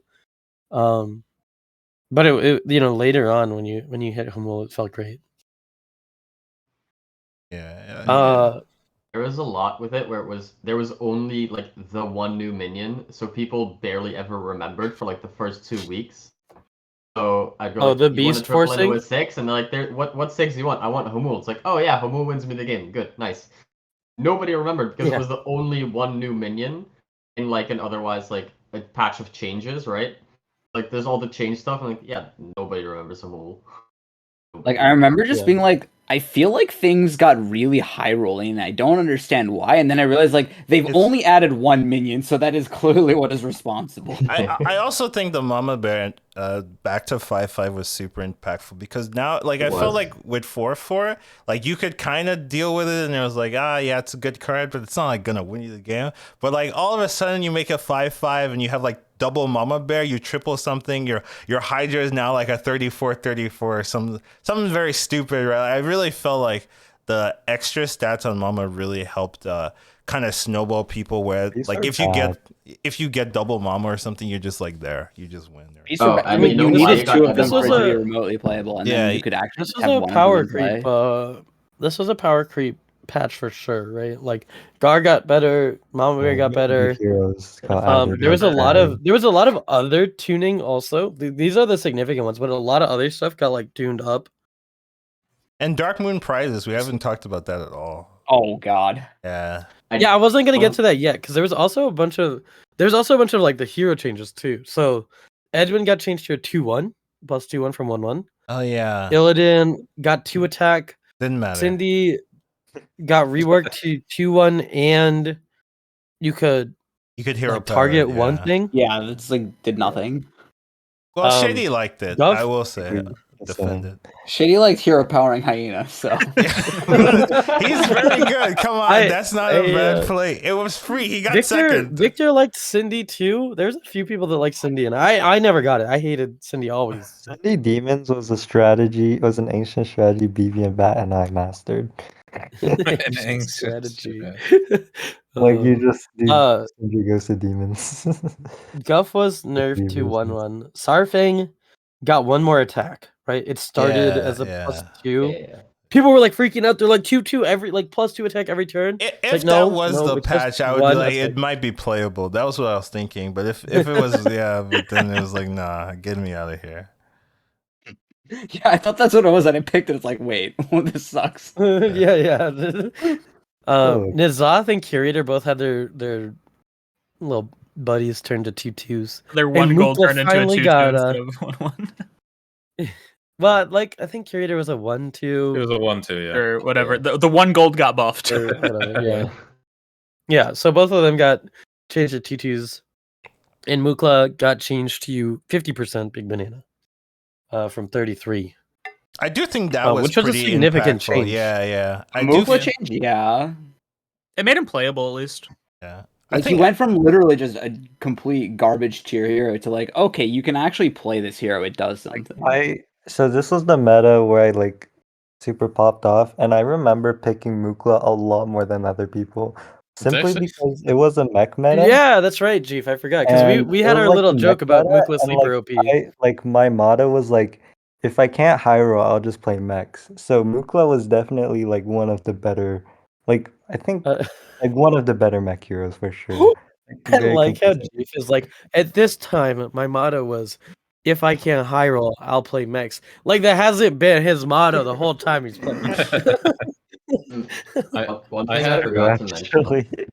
But like, yeah, Mukla's very good at mechs, and like Mukla's not that good. No, I legitimately thought Mukla on like in this patch was actually sleeper OP. It was a lot of stats, and people. It's one of those things that you don't like get a really obvious like. Theoretically, it's hard to like see the buff and how many stats it is over the course of the game. Like people also didn't account for every time you got a big banana, it's plus stats because no one else gets big bananas, right? So it's like a bigger differential too. Because people kind of forget that Mukla gives everyone else bananas as well. Another thing too with like Mukla that I don't think a lot of people did was like so people would like just use their bananas when they got them, right? Like, yeah, they would use them on their they'd use them on their tabby cat or whatever, right? They'd have like an 11/11 tabby cat that doesn't actually stick around. Like really I would routinely hold like 15/15 worth of stats in my hand until I found a minion. Yeah. And then just pump it as soon as I found it. But like, did we even talk about Galacron? Kind of. You just said that it was reintroduced as 1 gold. Yeah, because it was like Giga broken at 0 golds. It was unplayable at 0 golds random. And then Galacron was like the case with Galacron was that it was like really overhyped. I think like people thought it was still OP, but it's just balanced. Okay, but the thing is, it wasn't just Galacron was 0 to 1. Galacron was 0. Galacron it was random. 0 random, No, and it was still very broken. Yeah, but like right now it's 1 discover. That's what. Like, Yeah, people that's thought what it would be OP, but it's just balanced. Pretty strong still. And it's pretty broken sometimes. It's pretty strong. No, I don't think it's. Sometimes you just win It's the not game. consistent, but it definitely like does very, very broken about things when it hits. Having a tier 3 Avenge minion's pretty good.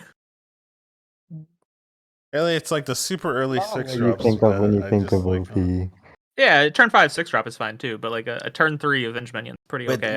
I had a game where I started with like Nest Matron double like Acolyte or something like that. It can do OP things like that. It's not like consistent. It's definitely not the highest win rate hero or anything like that. It's not. No. It's not dominating lobbies. But my point was that I actually think it's it's better costing 1 gold and being able to choose than it was costing 0 gold and it being a completely random minion. I like the redesign. I think it's better for the game.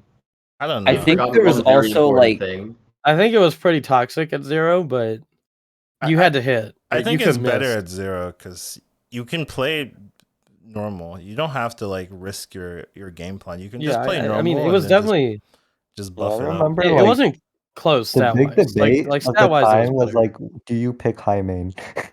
No, I mean, like, I still think the answer is yes. I'm not saying that I think the hero is a better hero. I'm saying like I think it's better. Like, I think it was a good change. Oh. Yes, well, I think it was a good change in terms of like. Yeah. I agree with that. No, I think the change is good. I just think it was better at 0. Yeah. I think there's a couple of things that are like when Galacron was first reintroduced, there was no damage cap. Boat and Coiler were in the game. Sneed's old Shredder was in the game, right? True. You would take so much damage from him. I literally killed somebody on turn 6 from like 25. Yeah, I died from 35 on turn 6 one time to Khadgar, Boat, Coiler, or something. It's always Khadgar or something, you know. Khadgar, man. Leave Khadgar alone, you jerks. I mean, the worst defender of that meta of that time wasn't even those cards. It was Faceless Tavern Goer. Ah, yeah. Right? If you weren't going max, you're on tier 5 or tier 6. You buy every Tavern Goer you see. If you play Hamul, if there's a Hogger in your shop, you now have double Hogger and not just the one, right? Like, Tavern Goer make everything busted towards mid or end game. Yeah, this hasn't been added yet. Tavern Goer is such a broken card. I thought it was so unhealthy. I forgot it got removed, and now that I love the card because it fits my playstyle so well. But now that you're talking about it, I'm like, it wasn't healthy. When was it? It was fun because like you made Hogger stuff. Like it was fun as hell. Like, oh, double Cali, let's go, baby! Like, like just random stuff like that. It was too easy to get the nuts, right? Like that's the problem. You saw so many golden brands and golden barons in that meta, and it just people didn't even realize. People didn't realize though that it was faceless, right? Because you didn't see the faceless on the other person's board. You saw, but like I think the general public outrage was not there. Because they didn't realize public outrage is never there. I'm gonna be honest. Like we've been talking about these patches for like a year now, and I never hear the public talk about anything that's on my radar. I'm like, what are they screaming about now? This doesn't make any sense to me. So I would definitely disagree. The public does not really feel like they understand what the problem children are. I feel like the public. There's probably not a very large portion of people bitching about press stores right now. I know, right? And when it just came out, I was like, dude, this is already a problem. I was talking to them. We're going here already, I have changes. Can we change this card like a week into press store? I feel like this is gonna take up like the entirety of like once we get to the rework. Fire spawn. Hava Bear. I haven't seen a Hava Bear in like years. Good to see you. Yeah, I know. she's Welcome been back. chilling. Everyone say welcome back to Hava Bear. And thank you for the 14 months. Welcome back. Here? Welcome back. Is she to Hava joining? Bear. No, she's in Pocky's chat. She's in my chat. Okay. Hoppa, join our discussion. Yeah, hop in. We can chat. Hoppa in. Yes. But Alucard raises an important point. Like every card that they've introduced with the 3/5 stat line is just insanely toxic. The Baron too, huh? Yeah, That's Baron true. Yeah. Wait, so there's only 2 of them. What's the Nest Matron. That's right. Yeah, I thought of Nest Matron. What's the third? Baron's Blacksmith and Pyro Spawn. Oh, Pyro Spawn. Yeah. Yeah. Okay, they need to do something about 3/5. Yeah, let's make them 3/4s or something. Yeah, they'll be fine up to 3/4s. That'll be So the Dark Moon prizes. I liked it. They came back. Yeah, They did a little bit of a balanced pass on them. Not much. Good stuff was the best. Like first turn 4 one. Yeah. Someone got nerfed.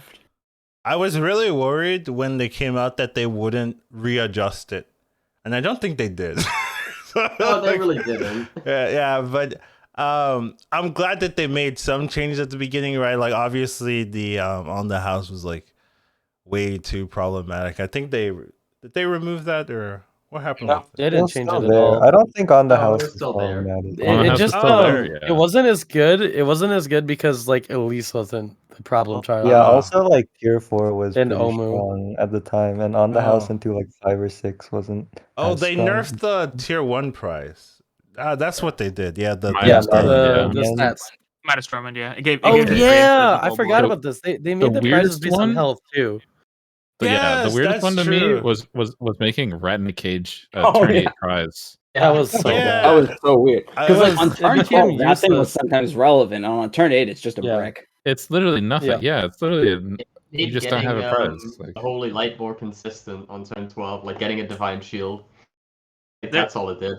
There was also Yeah, a point, I don't know how long it lasted, but there was a point where they gave on the house and there was another one of the turn 8 ones. Higher priority to people who were lower in the lobby. Yeah. That's what that was for the rest of it. As soon as they added that change in, that was like my Like game. it was bugged at first, and then like they fixed it, and then things became extremely stupid. Yeah, that was my. Everyone was game just like plan fighting to prizes. take as much damage as Because you wanted to take damage to go for your 6s and shit. Also, you wanted to end to get the good stuff. Like on Ticketus, where I just held my minions turn 1 and turn 2. I saw that, dude. There was a tournament, right? Yeah. Yeah, it was At like first, I learned I it was from like, "What are Jake you Carrick, doing?" and it's legitimately feels so good. Yeah. At first, I was like, "What's he doing?" And then I thought about it. And I was like, "He's a genius." Like that makes so much sense. No, it makes a lot of sense. Yeah, it makes so much sense. Yeah, so I was like, "All right." He knows. Your turn 4 prize, like the polarity of it. If you get like good stuff versus if you get big banana, like one you win the game and one you like instantly lose. So. Or you don't win, but you get like guaranteed top 4. So like it just makes sense to increase your chance to get the good stuff. Yeah. I remember also being really annoyed about the fact that like the way that it worked, because like sometimes I wanted new recruit, like I was Millhouse, I want new recruit, and like I can't get it because I took damage, or because I was too healthy. That's why you don't play your minions, dudes, you know. No.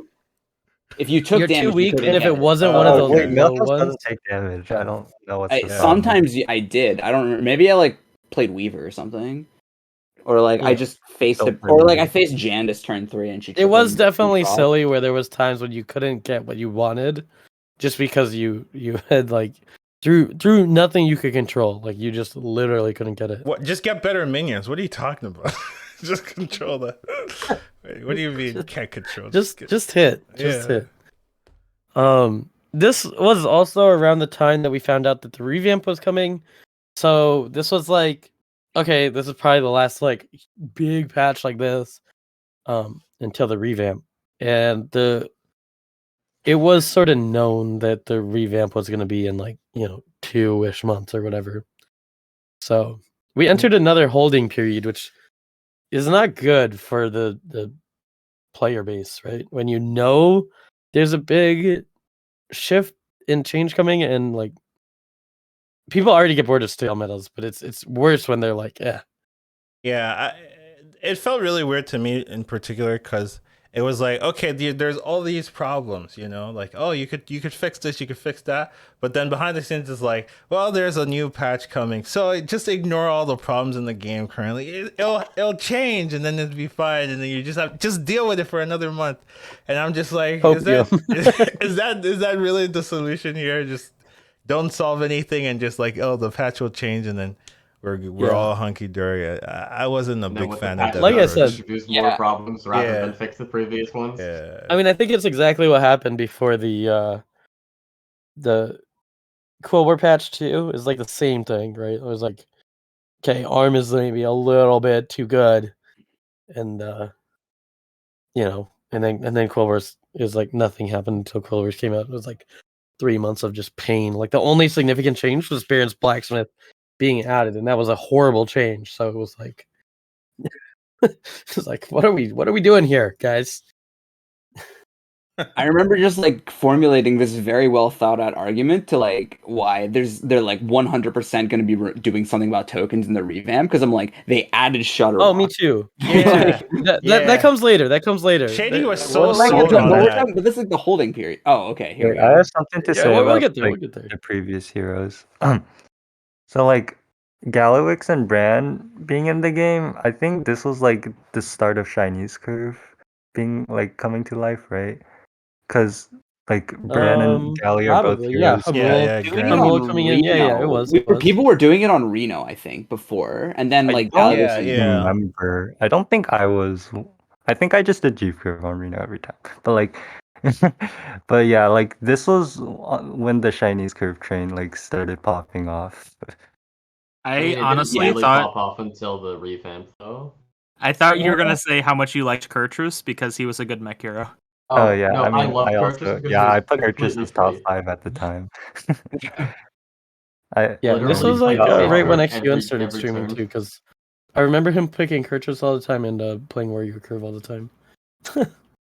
Yeah, this was like Bran really opened the like everyone's eyes to how good Chinese Curve is. Like even like I didn't know about Chinese Curve until this patch as well. Yeah, I mean, I remember doing a lot of that was when I was doing the Pocky Learn series more. It's still happening, guys, for sure. Copium. But but like I played with BVBat and Zorgo and XQN, and I think I did it with like each of them in that period. Like so.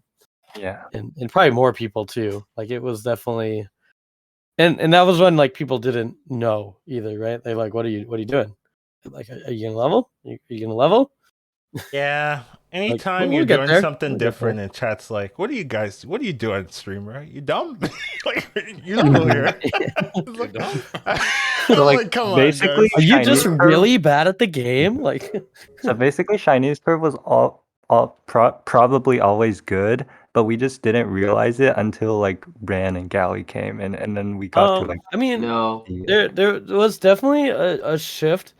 So one of the things that happened that made it better because now was Chinese is like standard on Reno, but like before it wasn't. Like it was barely played on. Yeah, Reno. so the tier 1 minions were so much worse. Yeah, no, the tier 4 minions were worse to triple into. So tier 1 got a lot stronger. Tier 4 got stronger. The biggest thing is the difference between tier 1 and tier 2, right? Yeah. Like that it killed standard curve, and then everything else became around how do I not play standard curve, right? Like now there's so many 1-drops that are just like better than 2-drops. Because they kept introducing strong 1-drops to compete with tokens, because tokens are insane. Yeah. And like that's it all kind of played together, and it was around this time. But then, like Sleepy was talking about, a lot of people thought tokens were gonna leave, and like this, you know, this sort of thing wasn't going to be a thing anymore. Like I was like very sure Tidehunter was gone. I was pulling my like 95% like Tidehunter has to be gone. Wow, like everything they're doing points to Tidehunter being gone. Well, if you remember, there was a post by Ixar that said that they were going to address the Khadgar trans. Ah, yeah. And we thought that meant that they were moving tokens. The elegant solution. Well, that was way earlier though. Because then they killed. I like the Khadgar change. I'm just gonna. It's controversial, I know, but I think it was a good change. It's good for the game. I don't mind Khadgar being sad for gone, me. so like I don't know. It's not gone though.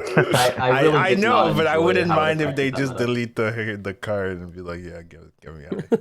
I kind of don't mind like not running the six drops on like turn 7. Like, yeah. I think the not problem. having to do that. The big thing I didn't like about the Khadgar change is that it felt so getting punished for not his sins, because Brand's blessing was like such a problem, and then they're just like, oh yeah, like the spells are up, but also Khadgar's dead, and it's like, well, you didn't even give it a chance. Like the 6 drops are too good. Like Brand's blessing was too much of a thing. Like at the time, there was such a huge difference between the power level of the top heroes and like the bad heroes. That if you got a bad hero selection, once Khadgar was gone, you might as well concede turn 1 because you're playing for like 4th or 5th place, right?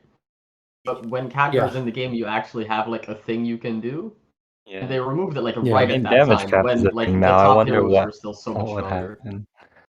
Yeah, it'd be interesting. I really would like to have like old school BGs. Like, what if we could play classic BGs right now? Like 2019. Classic BGs coming back. Let's go. I don't know about that. I think they should just make Khadgar how he was and see what happens with Yeah, because damage cap does mitigate the damage, but it's also a little unfair still. Shutterwalk's a hero. Like, what's the difference? That is true. There's no difference. Okay. Next patch. This was a huge one. Gale Wing is added. So is Money Sinks. Right. Okay. Gale Wing was really good. Oh yeah, because he was like the 5-1 was just a full level. There was the argument, right? The eternal debate: the 5 turn or the 3. The discovery. Before they kill the 5 turn thing, and I loved Jeef curve on the. I just did it every time. 5-3 Jeef curve, yeah, that was a lot of fun. It wasn't really a debate. Yeah, I went 3-5. I just spammed 3. Yeah, well, no, that was after they messed up 5, but before 3-5 was pretty good because you get free 6. You go to 6, yeah. I just spammed 3 and forced mechs. Yeah, well, yeah. There was a few people that did that. Gale Wing too, to be honest. Yeah, I was gonna say Jeef definitely did. Play mech everything. BB Bat was very vocal about it. Like mechs are very strong still. You can discover early deflector, early arm, and then discover modules and Arguses. It's pretty strong. That was my what's it called? If things don't work out, okay, I guess we're mechs. That's backup plan. Yeah, my backup. Yeah, exactly. Well, that was a big argument for the people that also went 3-on-5. They're like, if I don't want to do the 5 thing, right, I can still do 3-3-3. Whereas if you do the 5 thing first, like, you're committed to trying to high roll. Yeah. I mean, I think it really depended on the tribes in the lobby that were available. Like, if 5s were good, I'd go 5 every time. If the 5s suck, I'd go 3-5 and then discover a 6. And if the tribes are good for like 3-5, but I get a deflector setup or arm setup, I'm just gonna go 3-3. Jake, are you really out here thinking? What? No, I was out there thinking, and the knowledge is still there. I can't get it out. Unfortunate. But yeah, this was also when cosmetics were added, so first time we got all the hero skins and bartenders and stuff, which was yeah, I was kind of happy for them to add cosmetics because I felt like it's too long, right? Like, and I do forever. Yeah, and I do feel like they kind of missed like a window where where not everyone has. Yeah, well, yeah, it's a huge. Like they missed a huge. Like 2 years. Game's been out for 2 years. Yeah, and they're now adding cosmetics, and then they're complaining like, "Oh, this isn't making as much money as Construct." Of course, there was nothing to spend it on for 2 years, and all the confident players are now just like, we have infinite gold. We don't need these cosmetics. Where if you had the cosmetics from like the very get go, and they're nice and shiny. And so, like, you would have a lot more. Just, like people wanted to support the game. You know, if the cosmetics meant that there was like one extra tourney a year or something, like people would have, you know, it wouldn't even need to be like a big thing. If you have cosmetics, or more marketing, bringing people in, like that's true. How many times have you guys seen like a Battlegrounds ad? Mercenaries got a huge high budget ad. Did you guys see anything on Battlegrounds ever? It's because they would argue Battlegrounds doesn't make money, so why are we gonna spend an ad? You know, that kind of thing. Unless it's exactly. Very new. It's circular. But the reason it's not they put the cosmetics out. Because Battlegrounds was an accident. And they didn't think it was gonna be as successful as it was. For sure. That's true. Which is part of the reason why it took so long and all this stuff. But it was a big deal. I was also happy when they added cosmetics. Like, it's not like I'm just like, oh, I want to give my money to Blizzard, but it's like that you do want there to be some way for the game you're playing to get support, because then it will continue to get support, right? Like, the game needs to make money, or they're not gonna, you know, invest into it time-wise or anything like that. So there needs to be something. It's sad. I mean, and this was the start. I feel like the clear comparison is just TFT and how much they do in the cosmetic department. Like, if you've ever looked at that, it's insane. It's so different. I started playing TFT, and the first thing I was like, holy shit, I want to buy some of these like heroes. I'm like, damn. They're like, oh, there's boards? Like, oh. And like, then, we just got a board. I was like, I bought Chibi Jinx on TFT. Yeah, and like, this is the thing. I have Chibi Jinx. I don't even use it. I have it. I was like, I want this. I mean, Riot's always been way better at marketing than Blizzard. Yeah, but it's a stark difference, right? Because I've never felt like that about any of the Battlegrounds cosmetics. Yeah, right. That's really the point I'm trying to make, where like the effort put in is very different, right? Where you're kind of just getting like, you know, a couple of pictures, where with the Riot stuff you're getting like animations and all that stuff, and, you know, a lot of real effort in a lot of the small little things for each thing you're buying, and it really pushes you to you know, you want to buy the stuff if you like that kind of thing.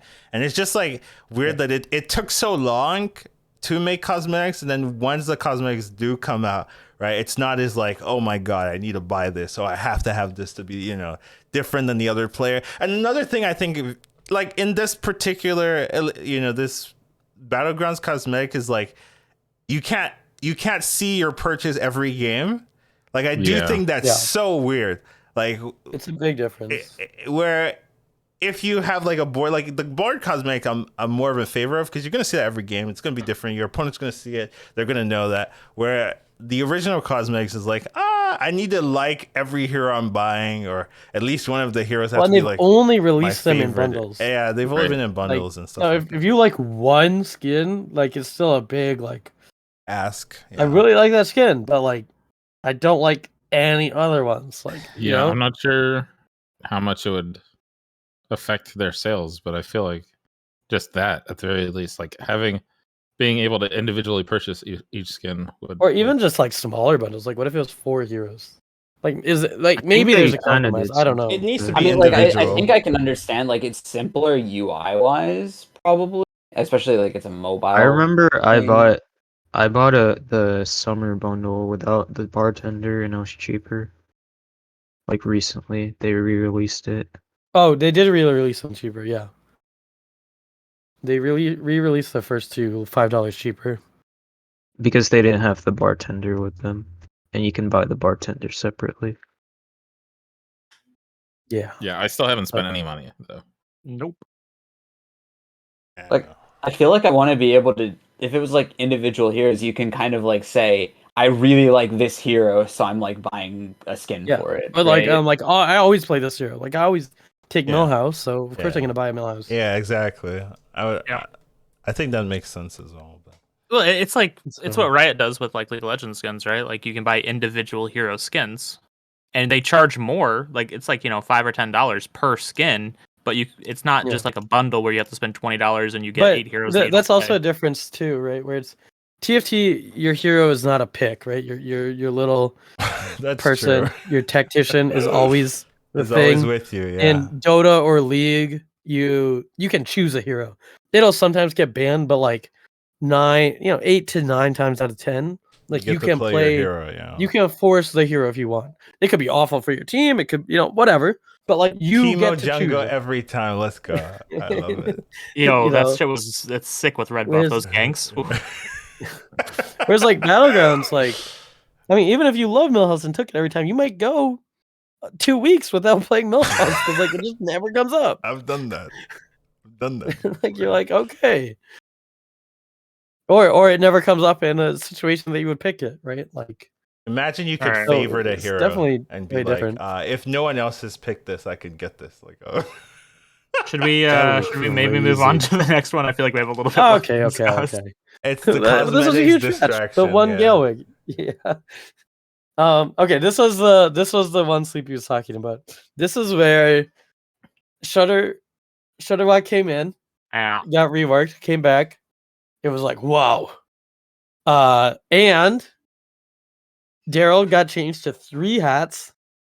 Flurgle got changed to any minion, not just when you sell a Murloc. Malagos got double the hero power. It was like a bunch of token stuff. Maiev got buffed too, but like it was like, whoa, tokens are kind of nuts. And then Shutterwalk and Janice and Hooktusk were crazy. Daryl was crazy. Flurgle was looking great. It was like, oh my god. We knew the revamp was coming, but we were like, why would they introduce this stuff if they weren't removing tokens? I don't know if you guys had that reaction, but that was my reaction.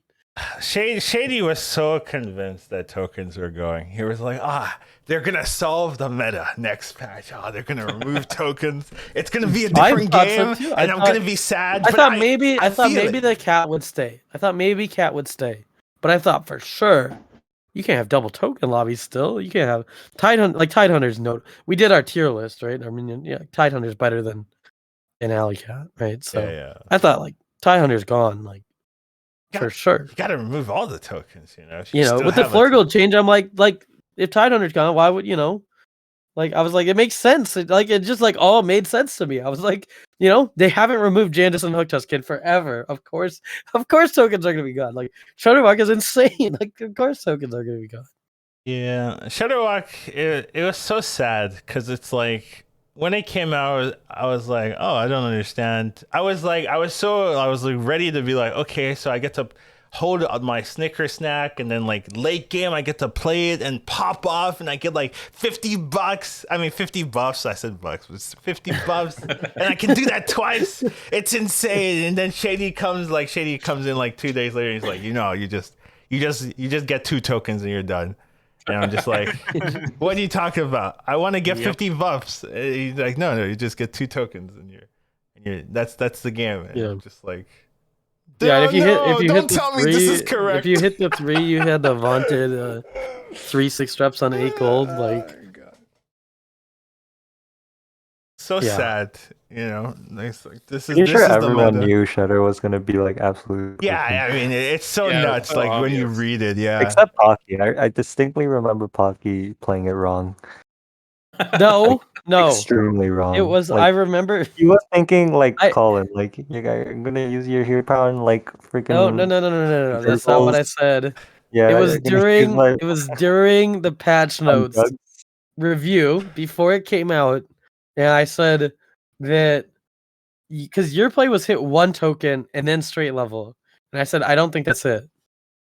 Yeah, you remember? You wanted to save it up for like the gurgles and jugs. Yeah, but your play was also wrong. Let's just be clear. That's not the point. That's not the argument wrong. he's making. Maybe I was a little bit. I never said I was right. I'm just saying you were wrong. Chief's like, you suck at the game. He's like, no, you suck at the game. That's your defense. No, I was wrong, but I was more playing devil's advocate on that because you just said like it's only right, and I said there's other ways to play it. Even now, even like what yesterday, that, but, you know. even yesterday, I didn't play token shutter. I still got a first, right? It's a shutter cost too. Oh yeah, different game. I mean, yeah, it's a different shutter. But you know, yeah, shutter. I was the strategy on shutter was quickly figured out, and we're not here to shame anyone. You know, it was perfectly fine. I like being right on my predictions though, and that was one I was definitely wrong on. Or at least I didn't see the line. You don't get that sweet. I was talking about just go 5-on-5 with a triple. Yeah, that was G's line. I was like, I don't think that's. I said I don't think that's. It was more of a meme line though. It was a meme line. He did it and got 8th. I remember like the first game he did it. Yeah, that is true. You just need to slow down one turn. You're so close. Flat toast was like nerfed, so it's not that good. Yeah. I had a turn 5 flat toast on tier 5. Yeah, I don't know. Is there anyone else have any notes about this patch? Wait, there's a lot. The Malagos patch is like really impactful, but I don't think people really like. I mean, I thought Mally got a lot better. All the changes were pretty impactful. I thought it was a lot better, but it was also a token thing. It just like Flurgle's not that good yet, but after Tidecaller got removed, Flurgle got a lot better. Yeah, so like. Even with this change, I don't think Flurgle's that good. But right now, that's after true. Tidecollar's removed, Flurgle, but it got better. But the revamp and the change to the this was almost like the pre-revamp. A lot of these minions, I mean, a lot of these heroes like really started shining once the revamp was added. You know, maybe some would say I actually thought only Flurgle significantly better. Yeah, as well. True. But even just forcing token triples was still good though. On Malagos, I still liked just playing it kind of like a hook toss. Was good. Yeah, like the most impactful thing is just having tokens. Yeah, like, I get swapping into other units. The thing but with Flurgle is this patch didn't make him good, but it set him up to be good once they added Honcho and what's the 3-drop Swolfen? Yeah, I agree. don't think Swolfen but it just removing Tidecaller was definitely the most important. It just screamed that like everything got like all these things were like benefiting tokens, and it felt really weird. Dude, Daryl really weird in context. Daryl was broken. Like literally, like the player base is like, "Hey, tokens, they're broken. Like, can we do something about them?" Or, like, yeah, we got you. We're gonna buff them. We're gonna buff them. Yeah. Bofer. Thank you for the raid. Welcome. In the call? We have the. Yeah, I know. Is Bofer? He can join. Bofer gonna jump in. We're not even halfway through our. Dude, are we even like 20%? Like, let's be honest. We're about 5 hours in. We're about 20%. We're almost. We're like a third. So we haven't got to like celebrate the new year here, right? We're not halfway yet. See, we haven't even gone to Diablo. The problem with assuming we're a third in is that like these are like singular patches, and then some of the other slides are like, here are all the events. Let's talk about event. Here's the problem. It's gonna be great. It's gonna be great, guys. It's gonna be great. The other problem is the more recent the problematic thing that we're going to talk about is, the more passionate we are about it. So, like, we're going to be really ripping in once we get to Diablo and Pyrospawn and all those. It's good. So, but we are on the last patch before the revamp. But also Blizzard just never fixed the problematic thing, so... I mean, Jadis has not been touched. She was released in September 2020. Has been one of the best heroes the entire time and is untouched. There's definitely some biases with some of these heroes where it's like, I like you Reno, you're never gonna be bad. Oh, they definitely. It's like yeah, they definitely like Janice. They're like, this is a cool hero. It's like what's happening? Yeah. Jirax's get out. Like Jirax's, I could kind of see, but it's like what that was like the one patch that I pointed out. Like so hard they reintroduced Hook Tusk and Wog Toggle in the same patch, right? They brought them back at the exact same time, and they haven't been. Neither one of them's been changed since. Hook Tusk has been basically at the top the whole time, and Wog Toggle has been basically at the bottom. And they're just like, yeah, that's fine. It's all good. Like, yeah, it's like if you have 2 kids and you're like, no, I don't love you as much, and that's okay. It's like you're like, what? Like, hold up, wait, you're not supposed to say that. Like, it's the truth. It's like, what do you want from me? You want me to lie to your face? I don't love you as much.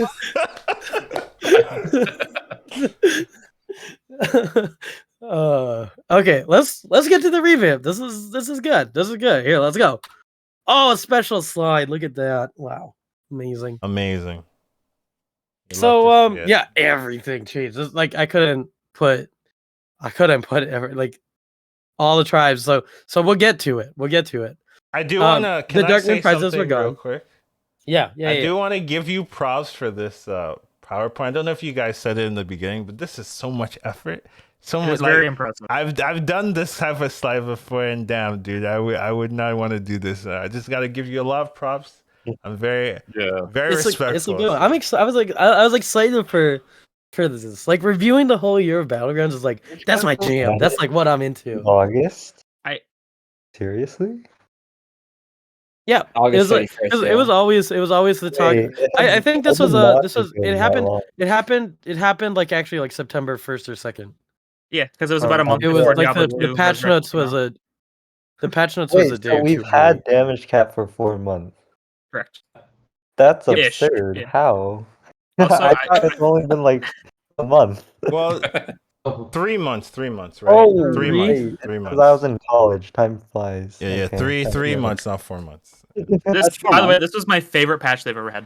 No. It's 4 actually. September, October. September, October. Oh, you're right. Yeah. My math's wrong. Yeah. Sorry. Did I say 3 or 4? I said 4, right? You said 4. You were right. Your math's good. Yeah. I'm the dummy here. So the patch actually came out a day or 2 later. So Dark Moon prizes were gone again. The leaderboards were reset. Dog got kicked off number 1. They said they were going to look into it. Yeah, they're still looking to Lee getting kicked out of rank 1. From season me too. Yeah. For sure. Avenge was added. Damage cap was added. They temporarily extended the turn timers for people to learn. I really like the extended turn timers. That's the only reason I put that in there. They made it temporary. Sad. I didn't notice it. And they added Panda and Cariel. It's so sad, dude. Sometimes when you look at the stuff they added, you're just like, huh, these were added at the same time, huh? They really thought they'd be like the same power, huh? The Rag Rakanishu. Rag Rakanishu was like one of the most intense ones that I remember seeing. Like you were like Rakanishu. It was random, right? It was like a random, and then Rag was like, "Get 1 billion stats a turn," and you're like, "What? How is this fair?" So it doesn't cost any mana. 2 gold for a random thing. The other one, you're getting way more stats, and it's free, and like. They can change Cariel to 2-2 and it'll still probably be bad.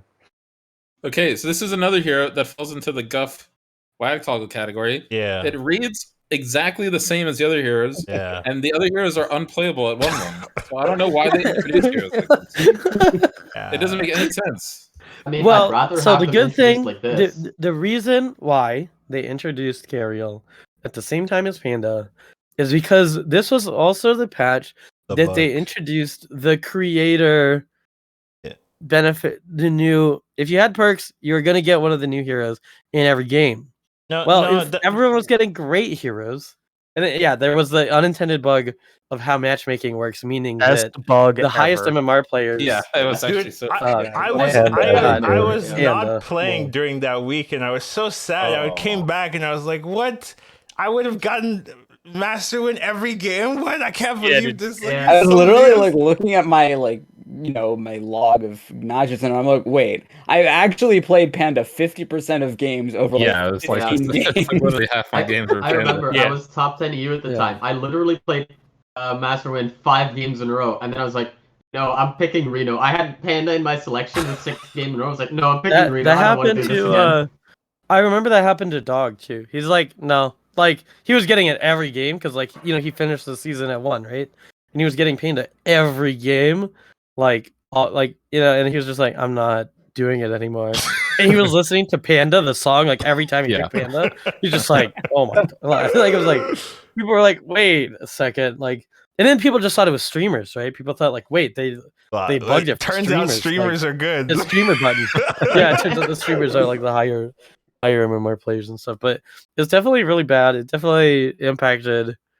I don't think it really had that much of an impact at the end, but like it was pretty dumb, and it felt bad talking to people and like they're like, I haven't seen Panda. Really bad. Yeah, like people who were in leaderboard range got really screwed over. Yeah, because like I remember somebody being like, I played like 50 games one time I got Panda. Right. And I was like, wait, what? And then there was other people that were complaining. They're like, I'm at like 5K and I'm just never seeing it. I'm like, well, all your lobbies are kind of random, so I don't think it's affecting you, but I'm sorry. Like I'm sorry you're getting unlucky, but like it also ruined tournaments. Oh like, yeah. Every time as lobby leader, it was kind of dumb. Yeah, I remember Slissa played in Gold Series, and they like when they were playing the lobbies, they had to randomly select the first 2 people to join, because it was like, hey, you're gonna get some good shit, maybe. So it has to be random. How who's the lobby leader and who's second? Yeah. Okay, so yeah, that's the background. There's more. So the new minions I have sorted by tribes. Because that's how they are in patch notes, and I wasn't gonna do it by tiers. Leapfrogger was added. Sewer Rat, Bird Buddy, Rattler, Crocolisk. For demons, we had Trickster, Ikiamp, Doomsayer. Again, I put a star next to that one because it felt like it deserved it. Yeah, that's fair. That's fair. Nothing wrong with that. That's a 3-drop. Yeah, it was a 3-drop. Captain Natir was a 4-drop, actually. Right? It was, yeah, that's true. Ganis. Urzel was in, and Famous Fellbat. And then for mix, we added Puppbot, Mechanotank, Greasebot, Holy Mecro, which was like crazy at the time. You're like, what? It's less crazy now, but I still think it's a problem card. It's a huge problem card. No, dragon exists. Come on. Yeah. Why do you think the dragon exists? See, that's the problem, though. Like you only justify this card with the dragon, but the dragon is also a huge issue. So screw that. I hate this card. I mean, there's a lot of cards that I think are problematic, but yeah, it doesn't. Yeah, feel and then good. Omega Buster is the Omega Buster was also like. Oh right, it was 6/6. Oh god. Back in the day. 6/6 summon 6. So and people like slept on it too because they were like so focused on Leapfrogger and Doomsayer. It's like, guys, Omega Buster's also broken. I mean, they should have read the name because there of were the card. no Beast or Demon lobbies, and then everyone just went Buster. It's like, okay, lots of diversity going on. Also, this was like a meta where it's correct to triple into 3 sometimes, and I hate it. Always? People did it all the time. It was like, demons were in. It's like, you gotta turn for Doomsayer, baby. Doomsayer. It was so dumb. Oh, on Reno, just 3 on 3. Yeah. No, not 3 on 3. Yeah, I mean that was triple. Like Chief Curve. Yeah, Chief Curve tripling. Yeah, true. Yeah, 5 gold. Like I have a golden Doomsayer in play. Okay. And you can proc it because it was like a triple token. Yeah. Yeah, it only took 3. Yeah. I want to give a special shout out to HMC and Harain because this is the meta where all 3 of us were on rank 4 the whole time. Like we couldn't figure it out. Yeah, you couldn't climb. You're all like we were hard stuck 6K. Wait, you couldn't climb from 6K? Yeah, we were hard stuck rank 4, and we even queued with each other, and we were getting crushed. It was really unforgiving though. Like I really needed to loved hit the this patch. Doomsayer. It was so dumb because I was getting Panda half the time, so I was already like, that's a good start. And then it was really easy. Like I was early to abuse Leapfrogger and Doomsayer. I mean, we knew how broken it was from our patch review. It was like, what is this? Yeah. It was pretty the hard first to be game I early with played, abusing. the first game I played was like a Reno Doomsayer game. It was just like, all right, that's how you win, guys. It was just like, yeah, that's That's how you win. correct That to was how... roll 3 times on turn 4. It was just correct. Shit, you rolled 6 times. I had games where that was the issue for me, is that I would have games where I would go 3-on-3 as Reno and roll literally 18 gold without seeing one. Like I wouldn't buy a unit. I would literally only spend my money on rolling because I knew if I hit Doomsayer, even if I was even if it wasn't fight, the 6 gold turn, it was if I was like, above if I was above damage cap and I hit Doomsayer, I could just win the game anyway. Mm-hmm. That's so dumb. Being early to Leapfrogger was very difficult because it was barely in any games. The amount of times it was removed temporarily and then re-added again. Yeah, I remember playing it and like doing the stupid the Leapfrogger build, and I was just laughing. I mean, you know how I am when I do something stupid, disgusting. I'm having the time of my life, and I was like forcing it, and then it just like stopped appearing in my games like that night. I was like, what happened? Like, where'd it go? Like, it's gone. I tweeted, I was like, did it get removed? Like, I'm like, I was having a ton of fun. Like, I was really having a blast. And they're like, yeah, we removed it. I was like, oh, okay. And then it was like a few hours later, they put it in the forum post. I was like, that would have been nice to know, but okay. Instead of rolling for it. I know. I was like, what? Was Frogger removed? It got removed, there was multiple bugs. times. Yeah, they multiple times. It This wasn't in at the start. bugs in this patch, which makes sense. There wasn't. Yeah, it was like, huge.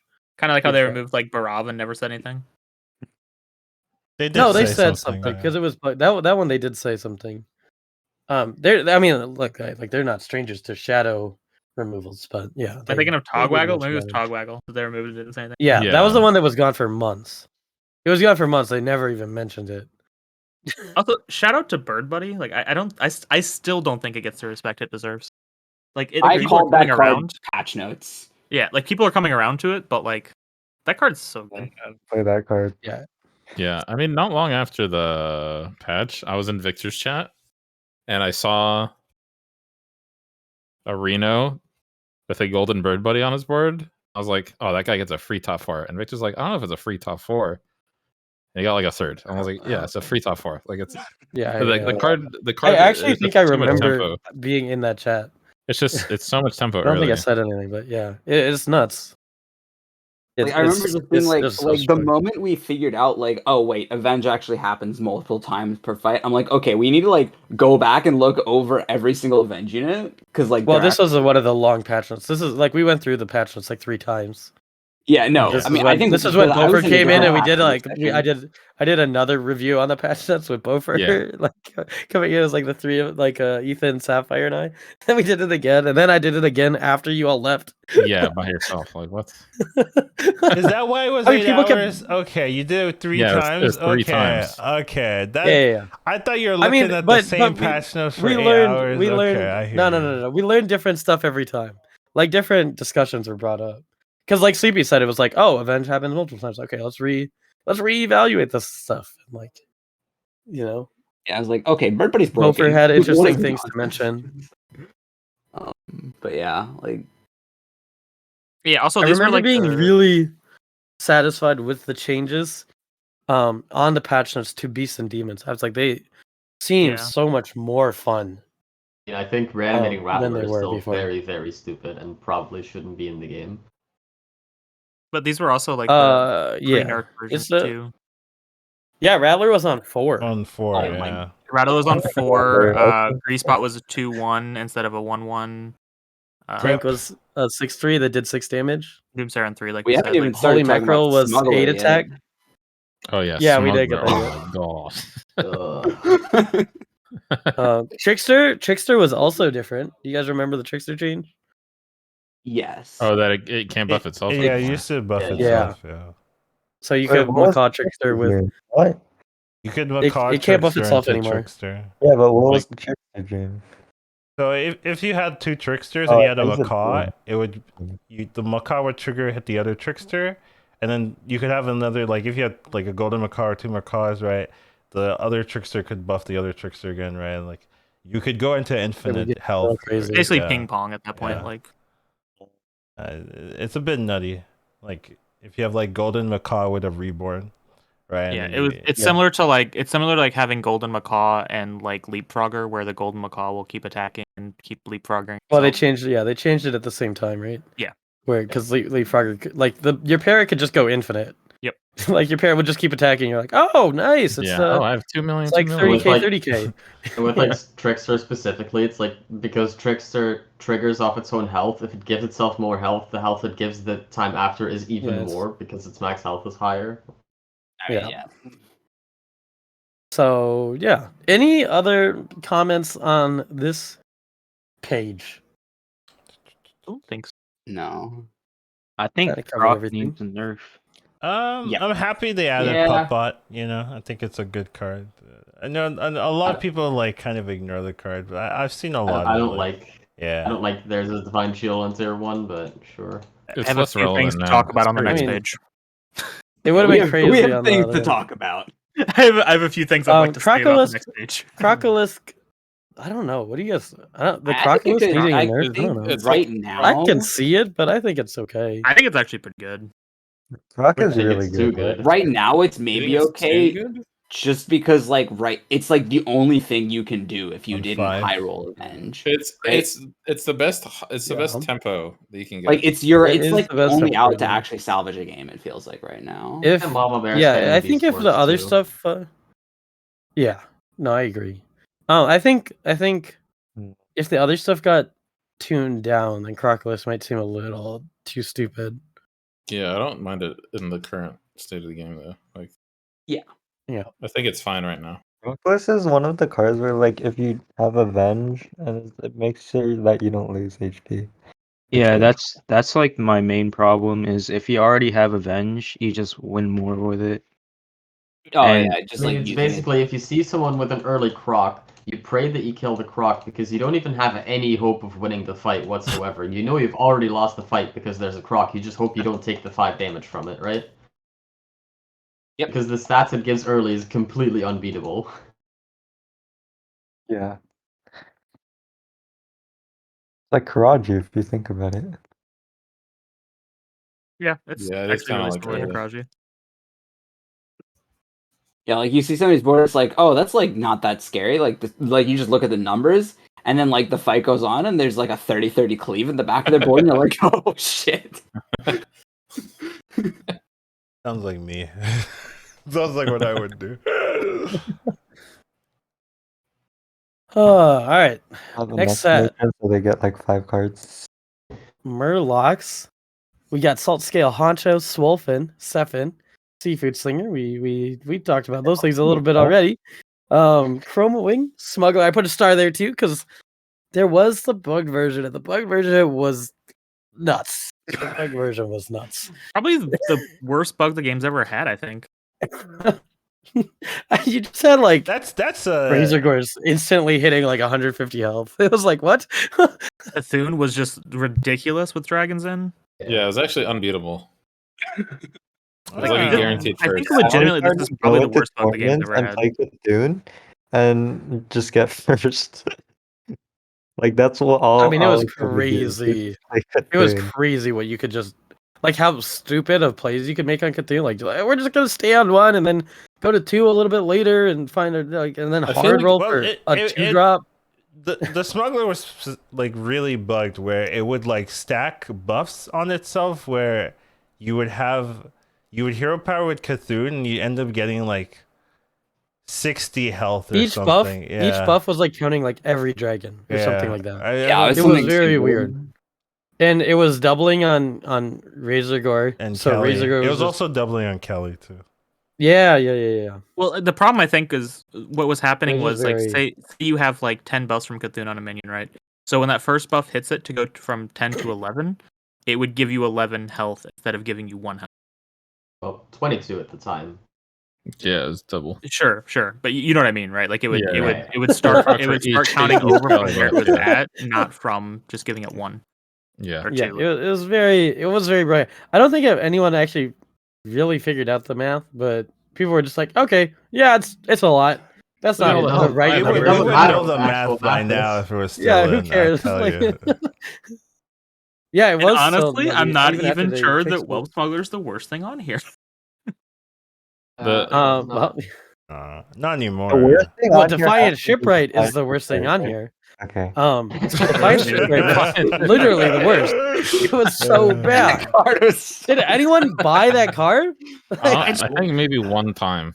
I just don't understand why it didn't have a pirate tag on it. I also bought it one time, and it was because it was I was on a standard curve, and it was the most stats. It was just like this 3/3 is the the other things are useless and worse than a 3/3. So we're buying this. That was one time I did it. It was a 3/4.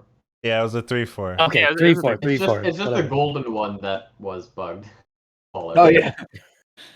Oh, that's right. I reported that to them too. I was like, this looks wrong on patch notes. They're like, oh, that's a bug in the game. That's not a patch notes mistake. It's like, what? Yeah, I remember we actually talked about that. That was interesting. Why can't that have a pirate tag? I don't understand. It was like I'm happy with the change. They made a last minute change. South Sea is better anyway. Yeah, South Sea was correct. A million times. Like I think what it was basically they probably didn't want it to give itself, right? No, basically what it was that it started out like, which is what kind of made sense because it's like, why doesn't this card just do this? Which was like, when it would give a pirate of the tier you just leveled to, and then they were like, this is too broken. So then they like undid that, but then they didn't like give it a pirate tag to compensate. Yeah, that would make sense. Yeah, I don't know, but that was legitimately the worst card. That was. And it was weird too, looking at everything else, and you're like, "What is this? Like, what?" Yeah, like everything else was like good. Everything else was like, "Oh my goodness, this is awesome!" And then it was like, "What? Why is this being added?" You're like, maybe I don't understand something. It had a negative win rate. So, I thought that was funny. Like, you buy it and you lose more. It's like, yeah, if you buy this, you just lose more. Like, there's no saving it. Like, this, according to stats, you just lose. Buy something else. Buy anything else. Yeah, because then you baited into pirates, and like if it's just a regular 3/4. It wasn't even good on patches. It wasn't even good on patches. Like, it's so insane how bad the card was. It's so bad. So outside of the literal worst card, what are the worst cards you guys want to talk about on here? Easy 7. There's a lot. When you say worst cards, do you mean the ones that piss us off the most, or which ones are actually the worst?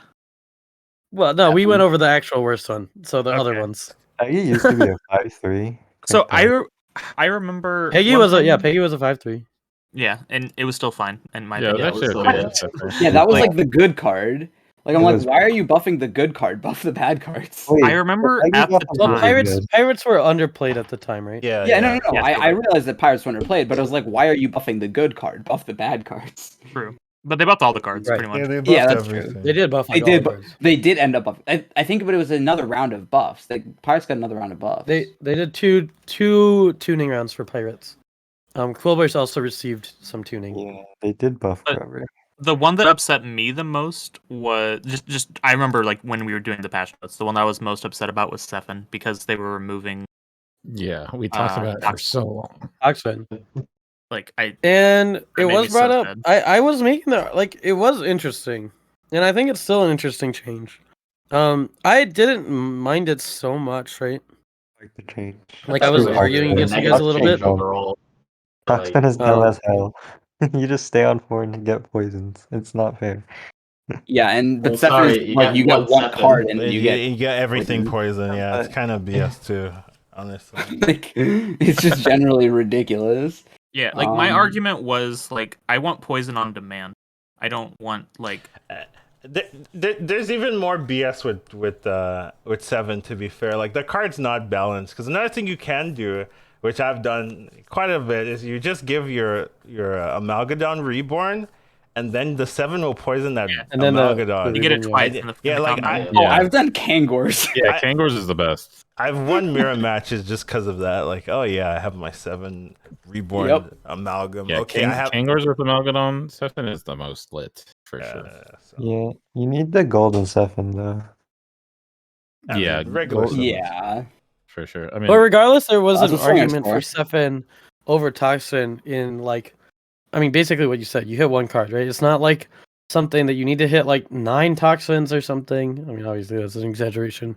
6 toxins, but you don't have the on demand. I liked that aspect, even if Sephin ended up being stronger than I expected still, but the economic expenditure that you had to make for all the toxins was a lot. So like there was definitely arguments even at the time that Sephin was better than Toxin. The thing is, you don't need stats. And the board space thing, right? Like Sephin, you literally the board space was you had to sell 2 things. Like what? I think the main thing that I didn't anticipate was that every game you would be setting up on 1 to have an avenge board. So when you get your Sephin, you're already prepared to get poison. Where in my mind, like you would be playing Murlocs on very specific heroes that were good at playing Murlocs, and then you would have too much health on your units to get Sephin to proc consistently. But that's just that not happens the on case. Flurgle all the time. That happens really on Flurgle, like annoying. For sure. Yeah, but even then you can like tech in like Acolyte or like Ring Matron to like get his proc.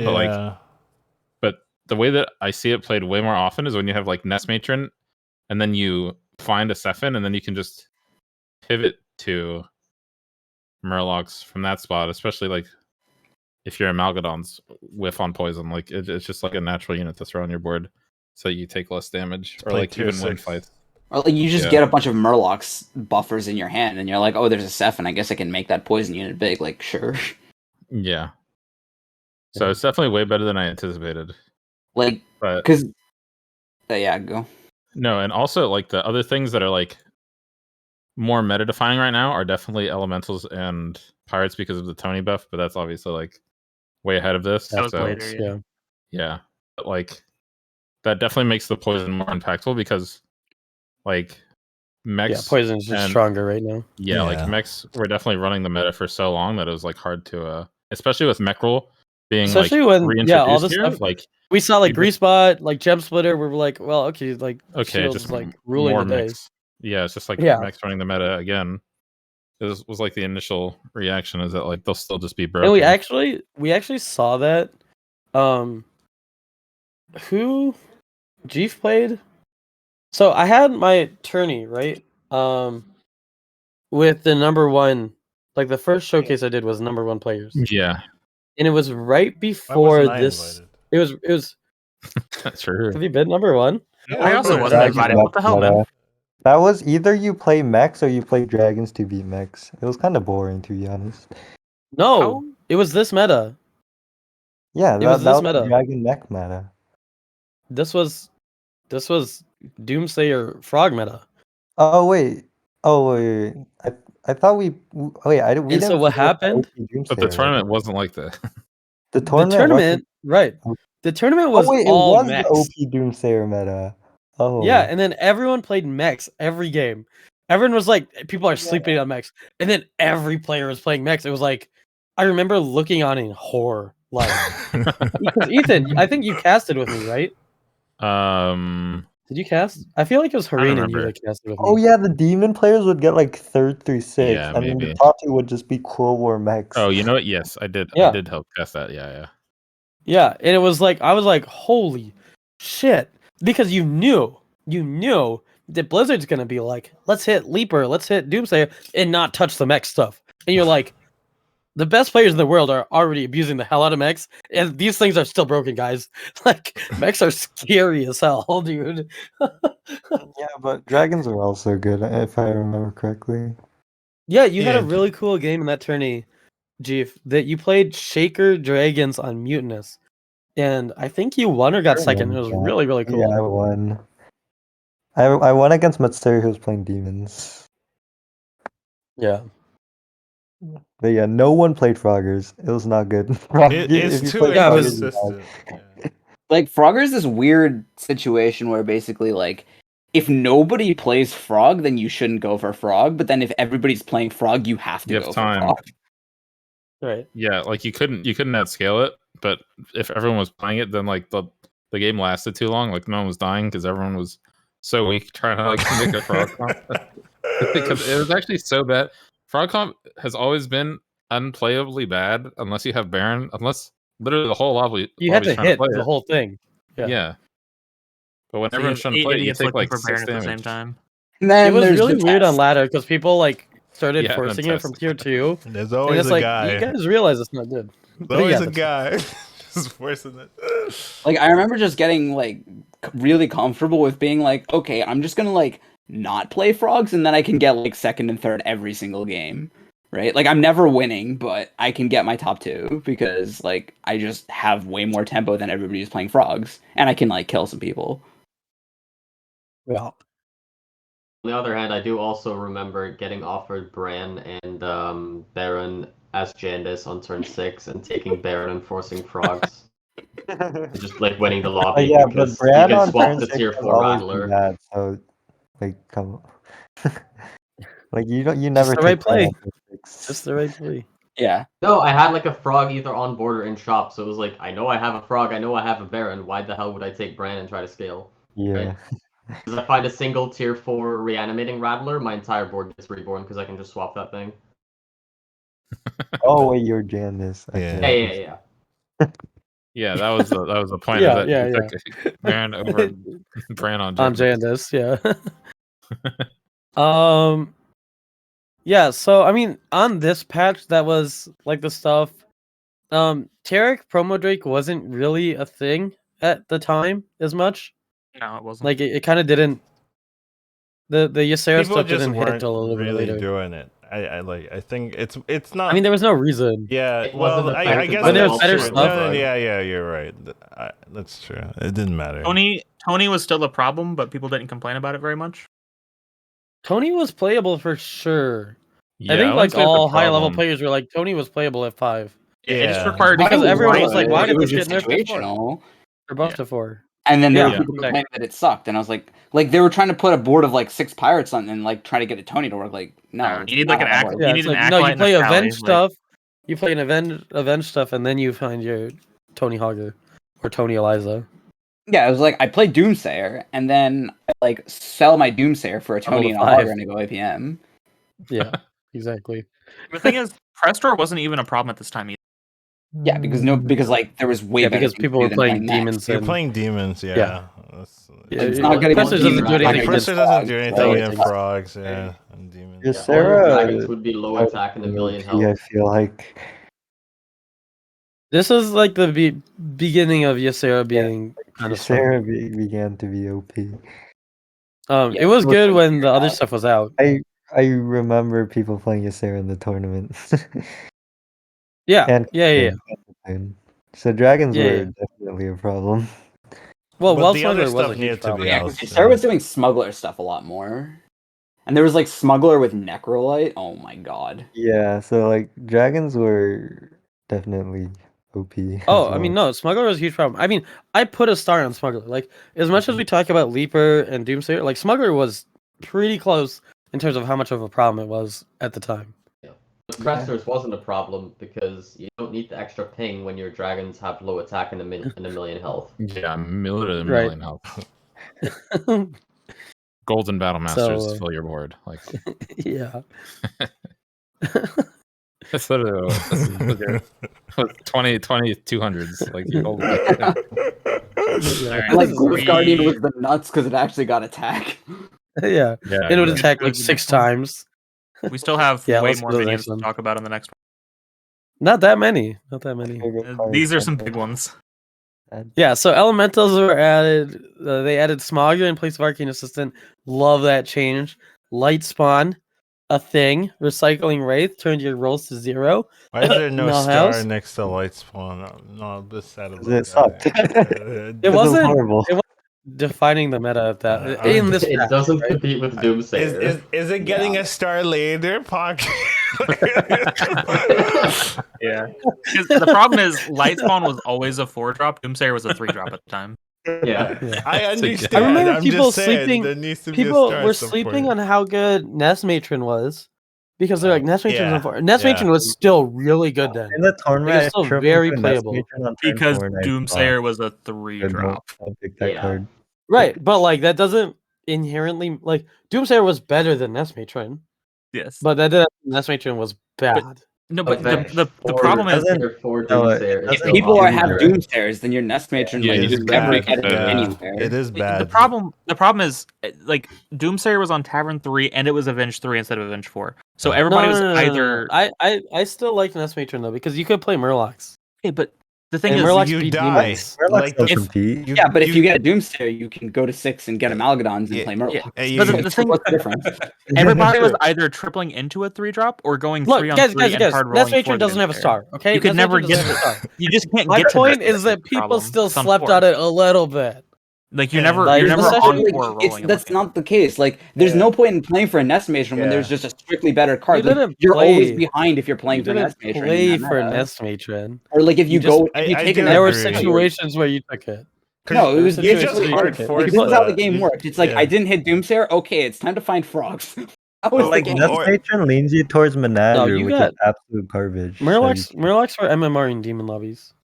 Murlocs were easy MMR in demon lobbies. No, exactly. Sephin was MMR in demon lobbies. Sephin was not a battle cry. Whatever. Doesn't help. Yeah. Sephin doesn't come from Nest Matron. It doesn't. Yeah, that's. But it comes from Primal Fan. Okay. Okay. It's fair. Regardless, it doesn't have a star. My point is that some of the Avenge 4 stuff, because of the meta, was obviously not as good and slept on a little bit for like its power level in general, right? So this was a meta that in terms of worst meta. It was crazy. You had Frog. It was a 2-drop that you wanted more than Goldrin, a 6-drop. You had Doomsayer and Nest Matron giving you value multiple times a turn at 3 and 4, and Genie existed on 6. Right? Flat Tusk gives you a few gems. Gem Splitter is on 3, giving you more gems for free. Like full. 3 6-drop. Like it was like crazy, you know? It was like crazy how much. If you bought a minion and held it in hand, you lost gem value. Yeah, that happened to me multiple times. Yeah. It still happens. Yeah, it's like I want to buy this bacon, but I'm also gonna lose a gem if I do. So what's the point? Like, yeah, I got you. The real challenge is when you're playing Barov. Splitter triple. Anything else is bait. Oh, you guys remember like when Dave Mukla you and you get a banana, you're like, fuck. Yeah. No. And then Eagle started just picking the Westfall because like your hand is full every turn. Hear me out. I once played Cat. I was playing Splitter Shaker, and I burned a 50-50 Golden Hogger and 100 Golden Grubber on the same turn. So I was playing Splitter. Should have sold your Splitter that turn. Should have known. Yeah. Also, I want to say I had some really fun games with George. Obviously, we all know George is good with Gem Splitter, but if you get double Peggy and Gem Splitter with George, your Peggies are literally like 200-200s by like turn 11, turn 12. Wait, no, they don't. They don't. The stats shouldn't stay. It's combat. They don't stay. How did I do it then? You just bought. No, hang on. I mean, hang on. They got bigger in combat. Like you're getting an extra like 10 on. No, like they were grease huge. spot or something. No, I don't think so. I mean, when you buy that's not stuff, it's still good. I mean, if you were just gemming You're them, buying gems. If you buy Sunbacon, it's still a lot of buffs and shit. Grease spot. I don't know. Yeah, but it definitely doesn't grow just because I did it on stream. Like, how did I do it? I mean, double Peggy is just nuts. Only like it doesn't really matter. Peggy buffing Peggy is actually crazy. Yeah, but they were like literally like 200-200s. I like skipped tripling them on purpose. Yeah, that's the right call. But I don't know, Flat Tusk or something. Also of note here, Master of Realities was on Tavern 6. Yeah, I was gonna mention that. Master was on 6. And Wraith, the Millhouse thing. Oh my god. That was also a very weird thing. Like looking at realities and being like, what? Like this is replacing Gar. Like everything else seems like crazy, and then you're like, at least make it an elemental, right? Well, it that was they actually couldn't, okay. Then I mean, it would suck off itself. Yeah. It would suck off itself and go infinite, so you literally can't do that. Oh, that would. I mean, you could say other elementals, but still. Yeah, no, because like if you have two masters of reality. No, I understand. Yeah. But Wealth Smuggler is the same thing, so it's fitting. Yeah, I do want to say at least Gar was dead, so it was worth it. Yep. I think everybody was like, okay, they like got rid of Gar and replaced it with a trash version of Gar. I have no problem with this. Yeah, basically. Wraith was nuts at the time, but again, like didn't really shine. On Millhouse, it was still like very clearly broken. Yeah. Yes, absolutely. Yeah, because it didn't say reduce it by 1. It said that it was 3 or 0. Costed 0. Yep. Gem Splitter, we talked about Green Thumb. The sort of is Shady's favorite card. That's kind of also my fault. Okay, right now. That's kind of my fault. I was like, Green Thumb's great. I was like saying that jokingly, like, and then Shady's like, nah, it sucks, and I'm like, no, it's good, it's decent. And then I come in like next week, he's like, Green Thumb's the best card to get. I'm like, what happened? Green Thumb's Reflective is my favorite comp right now. He's like, you can put it like next to your Nest Matron or like next to your Juggler, and then they're just huge. He's right though with that. Like, you do have a comp that can actually win like top 2 if you have a Green Thumb buffing it. The funny part is it'll be like turn 11 or turn 12, and he's like, first Green Thumb, is it too late? Yeah, that's true. He does do that, and he's like seriously considering it. Like, half the time he takes it. Like, yeah, he does. He's on Tavern 6. It's like turn 12. He's like, Green Thumb. Well, not on 6, right? He won't be on 6 if he's playing like Juggler stuff. But like, okay, sure, but you know what I mean. Yeah, I know what you mean. I know what you mean. Like, he's like still considering it when it's like, that's a little late, Shady. But yeah, it's a little bit.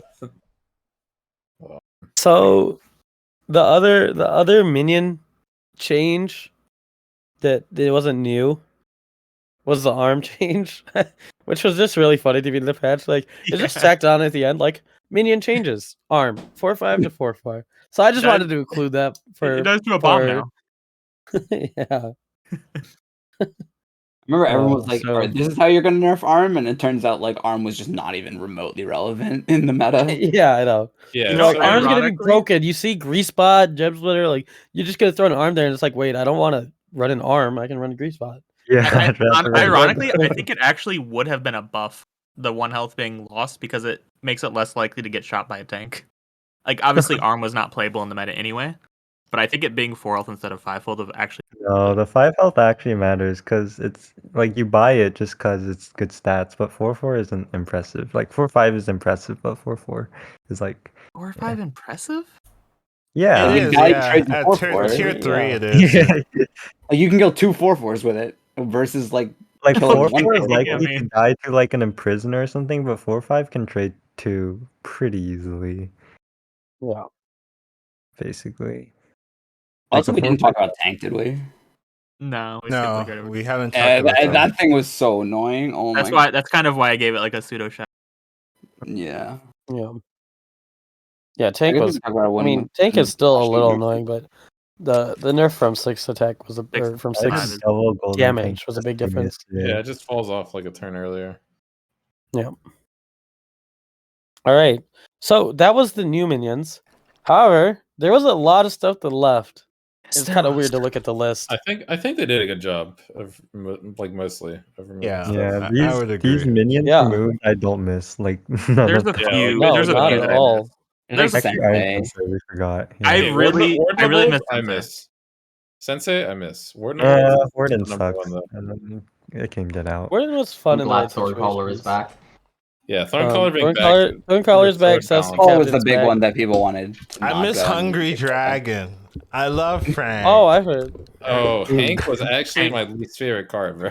Really? So Yeah. good. Worst I card in the never game. got it to work. Like You, it never. you just did it wrong. You know, everyone's always like hating on Hank, but Hank tries so hard. He can win you a game, you know, back then. Yes, I did it wrong by getting like a 10% scam, and then Yeah. Yeah, because you're screwed like the whole game. yeah, like because Yeah, you bought a it's so 4/4, bad. and now you're just And behind. then you can't do like, anything. and you notice it every fight. You're like, if this was 6-6, I win this fight every time. You know, and now I lose a 50-50. And then you're like, and then if this was an 8-8, I win this fight every time, and I lose it. Like you're like, oh my god. Yeah. I win those fights. That's all, you know. Aw. I just win those fights. Yeah. Lurbeek would golden Hanks and would always get 8th, and he's like, no, Element said it's good. Element said it's good. Oh my god. Oh, that's so good. Micro Machine was. I mean, yeah, the one drops. Homunculus. I'm so happy that thing's gone. I don't understand why I they were hated that playing card with so first much. place. Can you imagine Yeah, if you when like it get comes Doomsayer? to Sorry, go.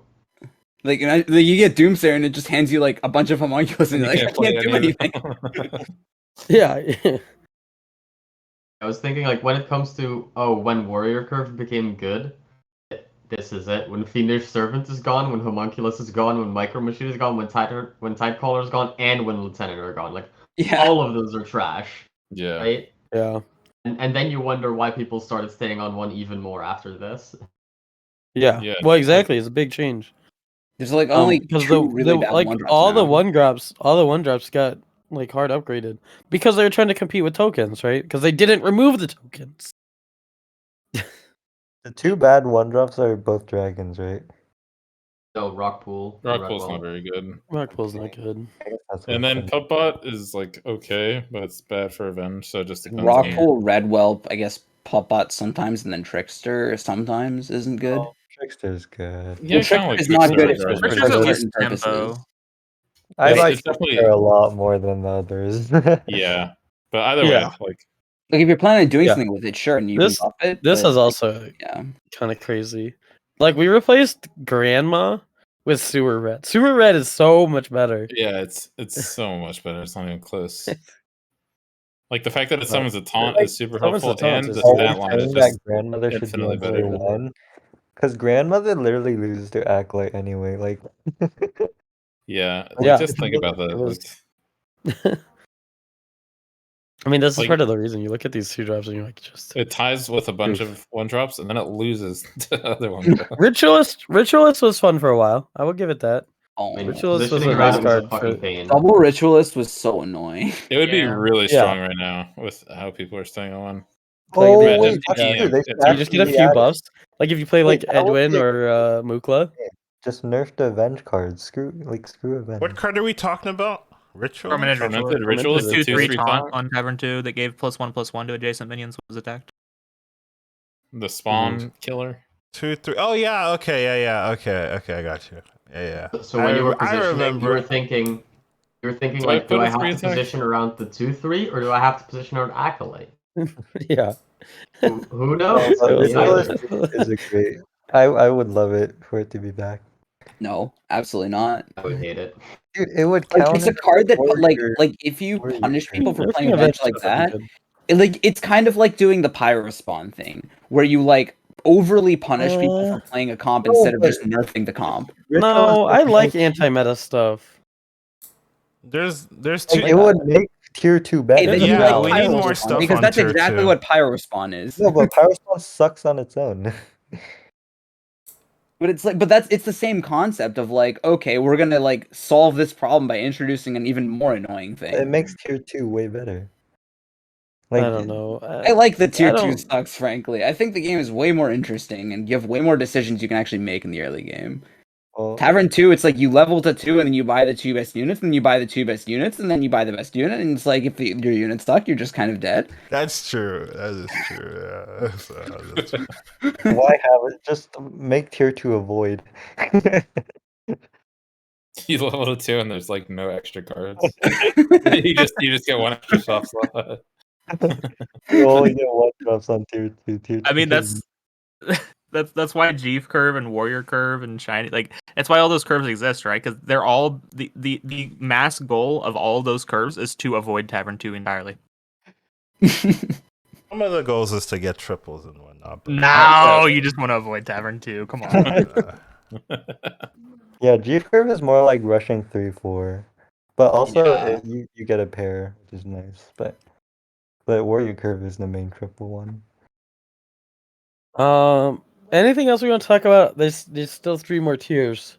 Not on this page specifically, although I still miss Sensei. Yeah, Sensei was getting Sensei health was... on. I love Sensei. Would you replace something with Sensei right now? No, it's too weak, but you know, it would have to be a 3-drop, so it'd have to be Clunker, right? Like, what else could you replace? Maybe Clunker. Okay. Yeah, I'm okay with. If it's a 3-drop, yeah, it would have to be. Like, I'm saying if you were to put Iron Sensei back in the game, right? Yeah, like as was. Yeah. So I mean, it left on tier 3. It started at tier 4. It was a 4 event. It was a 4, but it was a 3 for a while. Yeah. So like Screwjank would be the one. I mean, I would Clunker feels super unimpactful, so I'd be kind of fine. I basically never take a Clunker. Yeah. I'm okay with because that. you have Leaper, and so yeah, but Leaper's a 2. Yeah. No, I know, but I'm saying like. Oh, Leaper, you're saying as a mech buff. Leaper, a lot of times, like exactly. Like you still have a mech buff in the game. Yeah, and a lot of times Leaper is better than Clunker. Yeah, exactly. Like, you're actually playing mech better. So Necrolite is just better than Clunker. Yeah. Yeah. I like this. I like that. Yeah. Get rid of Clunker, put in Sensei. Let's I don't know. I need the devs to watch my channel when I do this stuff because I have a lot of good ideas. Let me tell you a secret. Every player says. Hey, did you just steal my idea? This is mine now. You made this now. There's a few on here that I'm sad about as well. Yeah. The 4s, a lot of them are missed. Most of them. Harold. Yeah. We're all talking about Harold. Yeah, so Vermin Sensei can get the hell out of here. Get out of here. Vermin Sensei doesn't matter. I don't understand why they removed Marauder at all. Probably just. I mean, it hit. You need to remove something. They just introduced too many demons, I guess. Yeah. I thought it was last time they Bolvar. introduced demons. Yeah, I do too. Yeah, Bolvar is. I think everyone misses Bolvar was Bolvar. a good card. I like Bolvar. Although it'd probably be bad. Yeah, but I like that. Give me At the time, I don't think it would have been bad. Well, now it would. I don't know. I mean, you still have like Gem Splitter. Harbinger being removed is Gem definitely. Splitter. It makes other heroes like Mukla and yeah. What the fuck's Bolvar's good. And like you have Holy Mackerel still in. I don't know. Bolvar could be kind of gross. Haunted Bolvar Arm Days. What the hell's the name of the hero that you costs 1 mana and you get +2, 3, 4, 5, whatever turn it is. Attack. Sourfang? Sourfang, yeah, it makes Sourfang like a little bit better of a hero. Who cares? Looking out for my boy Overlord Sourfang. I think Bolvar would be okay right now. Okay, but why is Karaji gone and Champion is still here? No, Harbinger had to go. Avenge comps are too broken with a Harbinger. Yeah, but like remove the Avenge cards, give me Harbinger. Well, yeah, you can't have both. The Avenge cards so apparently Harbinger was not like Avenge was not in development when Chiraji was a thing. For whatever that's worth from the devs. Because it feels there's like a similarity to them, right? Yes. Or like you kind of want the stuff to die, like conceptually. So I wonder if Avenge was at all inspired by. It's the original Chiraji. Avenge card. Yeah, it's Taunt Avenge though. Yes. I thought was the OG Avenge. Where's Floating Watcher on this list? Where's Floating Watcher on this list? Apparently. Floating Watcher was removed a long time ago.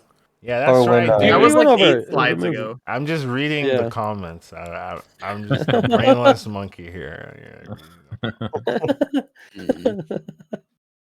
What about Security Rover? I like this card, but whatever. It was only good with Harbinger, really. Yeah, it was okay like if you wanted. Incredibly good with Harbinger. It was okay in a like mech mirrors if you wanted to ghoul your opponent. It was and also like It was a sneaky good hero power. Like if you went 4-on-4 with Reno, it was a sneaky good hero power on turn 5. Done that. Yeah, it was also a good Zephyrus triple, like a good tempo hero power. When you triple this thing, it's pretty nutty. Yeah. Right? Golden Rover was super toxic. Yeah. I think it would counter Avenge though. Yeah, I think that's the thing. They didn't want that to be a thing. They wanted people to play Avenge. They didn't want you to get hard punished for playing an Avenge build. It also just be good at Avenge. Yeah, that's true. Right, so then it's like Rover just becomes the nuts. Oh my god. Avenge didn't come from traditional Hearthstone, right? I'm almost positive it was introduced as a Battlegrounds mechanic.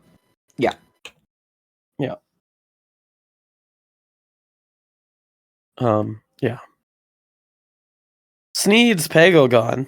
Nice. Mithrax was a weird removal. Yeah, that one made me sad. I'm sad they removed Mithrax. You know, it's a good card. I wish they put it back. Yeah, okay, I actually have played Mithrax. It's honestly still fine. Like, it's honestly okay. I think Menagerie is obviously like generally bad. It's still not amazing, but it's a fine tempo. If you triple into a 5 and that's what you hit, like I don't feel like I never keep lost. it. Like you'd rather you can keep it if you go to poison. What I really like is tripling into Mithrax and having enough tempo to just go straight to 6. Poison, you'd rather have a poison than a Mithrax. Yeah, but like anyway, so just you can say the same about Weaver. Like eventually, like it's nice to still have the one thing with enough stats around, so that when you face the person that just plays 2 coilers against you, you don't insta lose. Yeah, but Mithrax is never usually big enough, I feel like. It just depends. Having a 50-100 in the back of your poison camp is really good. Only golden Mithrax is that big, and it's hard to get a golden Mithrax. You can realistically still get like 60 or 70 health on it. Yeah. I think it's usually about like a 25-40. No, because you get like 4-8 or 5-10. That's if you like have it. That's if you go down to one tribe. I mean, if you triple into it early, like it's gonna be bigger. I'm talking turn 6, like as Jandis. Yeah. I had exactly that. I had a 2 triple game as Jandis where my first triple was like not very good, so I took Mithrax, and then my second one was Agim, and then I played Menagerie with a Mithrax, and I had like 60 something health by the end of the game. Yeah, like all of my other units were definitely bigger, but it was still a reasonable size. Yeah, I don't think it's not a bad card. No. Yeah, well, and also like the other thing too is like if you triple into it early, like you can go straight to 6, and you still want to be somewhat Menagerie for a while because you're looking for Amalgadons. You want the tribes for Amalgadon. Yep. That's what I like to do with it. Yeah, but you end up selling it. But just because you sell it doesn't mean it doesn't need to be an end game win condition. Like it's totally fine to be like something that gets you to 6. End up selling it. It's just but I mean that's fine. Like that doesn't mean the card's bad. If it's your second my Amalgadon, sure, it can go. I am agreeing that the card is good. I don't know if they're. If I'm being I think you're just kind of like just because it's not what it used to be doesn't mean it's like. It's like underwhelming. Yeah, you don't just win off of it. It was broken before because that's fine. That's good. Gave you that level of stats. Yeah, exactly.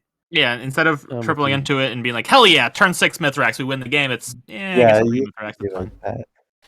But fine. It's kind of it is an uninteresting card for it to be a win condition. Right, I'm fine with it to be like a relatively uninteresting card that gets some stats, and then you can like level aggressively and then sell it. That's fine. Mm-hmm. Like, think of it like it's very similar to like, in my opinion, like Croc, where it's like it's not a win condition, but it allows you to stabilize for multiple turns so that you can get your win condition reliably. Yep. Like it's the same. Maybe it's not as strong as Croc, but Croc also takes a little bit more. That's not true. You just need one beast, right? And I guess Avenge stuff. Avenge setup, right? But like everyone has Avenge. That's what I mean. Like you start buffing it, and then you can like pivot your entire comp and keep it around. Yeah, but like on turn 5 or 6, whenever you triple into it, if you have 3 minions on your board, you don't have a beast. Croc sucks. Whereas like the Mithrax is always you're always gonna get at least 2-4 on it. Like it's always at least gonna be like a 6-8 or 7-10 or whatever, however the stats like. Like it's never like awful if you triple into it early. You see, but the next turn with Croc, you're getting like 20-20, right? Yeah, but that's like you find one beast, one you like harbor, went and bought stuff, one right? You acolyte. went and bought stuff and invested into it. Mithrax just kind of gets big and you can level. Yeah, you can just straight level. You don't have to buy things. You do have to buy different minion types, right? So like What? in that scenario where you're getting +2, +4, You usually have like one turn that you sort of load up on tribes. Right, rip and then you start Direhorn. pressing level. Can we just celebrate that? Yeah, don't miss that at all. Hey, okay. In all seriousness, Yeah, I think Direhorn would be a little bit better in this meta. Okay. I remember this was always an argument. Everything's a that came up. This was before Tony was introduced, though. But Jeeve and Alucard always argued that they would take a turn 6 Direhorn over a turn 6 Hogger, and it's so disturbing, dude. Yeah, yeah, I'm with you, Ethan. I'm with you. Not a thing. Hogger sucked. Faceless was in the game. I can see it. I can see it. Tony was not a card. How do you get a golden Faceless Hogger? was a card. Bro. Only you can do it. No one else gets golden Hogger so easily. Only you can do it. When you take a Hogger, you just die. You can't even level the 5. Yeah, I feel you, dude. I'm not sold on this. I would just level the 5 anyways. Here. I would just level anyway. Yeah, and then you die and you get 8th, and you're like, wait, Hogger is still good. I don't care. You're just not used to being past level 4, G. It just feels weird to you. Direhorn, you Being on save your Tavern 5 5. HP and you go taunt comp. That's the strat. I feel you, Jeep. I'm with you here. Everything. I'm with you here. It's unfamiliar territory. Dude, if you have a second triple, maybe Hogger is better, but the only one triple, you take Direhorn, 100%. Okay, confession time. Yeah.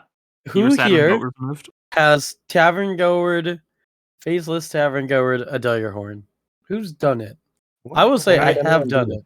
I feel like I've done it. I've like if I have a Direhorn and it's like, okay, now I have a golden Direhorn. I have faceless every card. Like every card in the game. If you ask about probably like any 5 or 6 drop, I probably faceless at one point. Just because you would always buy faceless, and then if you're like you'd get into a situation that you're like, you need to take the faceless. triple now, or need to take something. Yeah.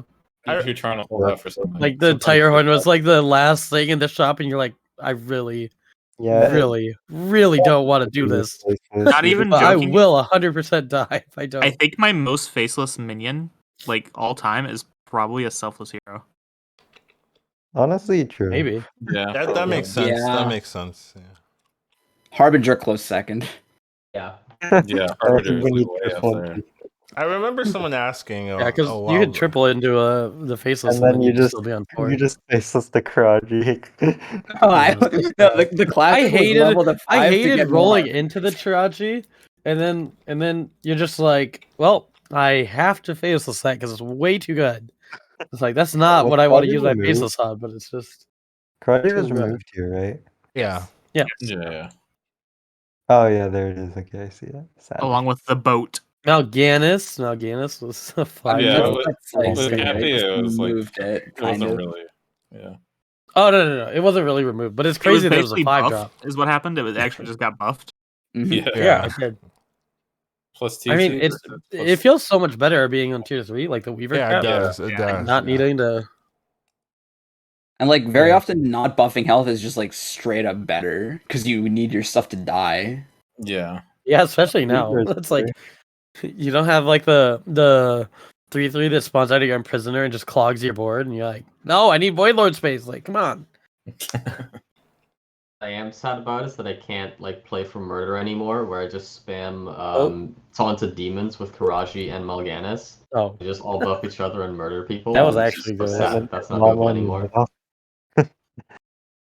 That was pretty toxic, though. Yeah, the Void Lord Taraji stuff. Oof. Gross. So speaking of toxic, though, Tide Razor. Boat. Anyone sad about Boat leaving?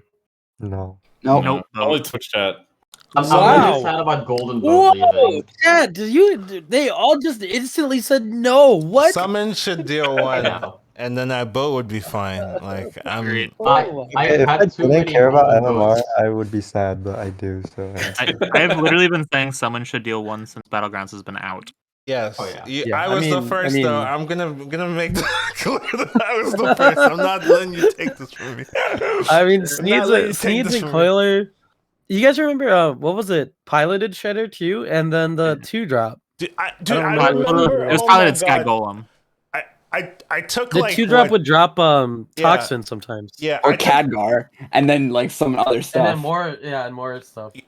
At the beginning, AFK would pull a 4 and a 3, right? I remember it was like Khadgar and the pilot. I took Sky like Golem, 20 something, or it was like 18 or 20 something turn 3, and I'm just like, how is this fair? Like the game's already over for me. I'm already done. Like that was the day I was like, no, summons are broken. Like and that's why he never liked Khadgar again after that. Yeah, I was so piloted sour. Sky Golem would drop piloted Shredder, and then piloted Shredder could drop like a bunch of stupid like Gilded Minibot was one of the ones, which was like really annoying to deal with as well when it came out. There's like a 3-2 that summoned a 1-drop. That. Oh no, yeah. I remember that. That could come. I don't think that could come out of Shredder though, because it's 3-drop. You could get a. Could you get a toxin? Oh, yeah, it didn't matter if it was a 3. It didn't matter if it was a 3-drop in Battlegrounds. Yeah, just depending on the 2-drop in regular Hearthstone. No, I'm saying in Constructed it was a 3-drop. Was it okay? You're talking about the dinosaur thing. Yeah. I forgot about that minion. Yeah, I did. I also forgot about the minion. Yeah. Which one are you talking about? It's like a 3/2 raptor. Yeah, it was a Druid card. I played it instead. Oh, the 3-drop or the 3-drop that dropped to 1-drop? Yes. It was a 2-drop in BGs. Because you had to decide between that and Kindly Grandma. At the time. Oh yeah. I think you're right. That's a tough one. It's not. Oh, that's what it was. Yeah, Shredder could summon Grandma. And that was really annoying. Yeah. All right. Are we? Anyways, summons. We've been on this page for about 45 minutes. I know. It hasn't been for. It was like 15 minutes. I'm talking about the 3 pages combined. The changes. Oh, yeah, okay. Oh, it's like 5-6 pages. Yeah. Oh, new patch.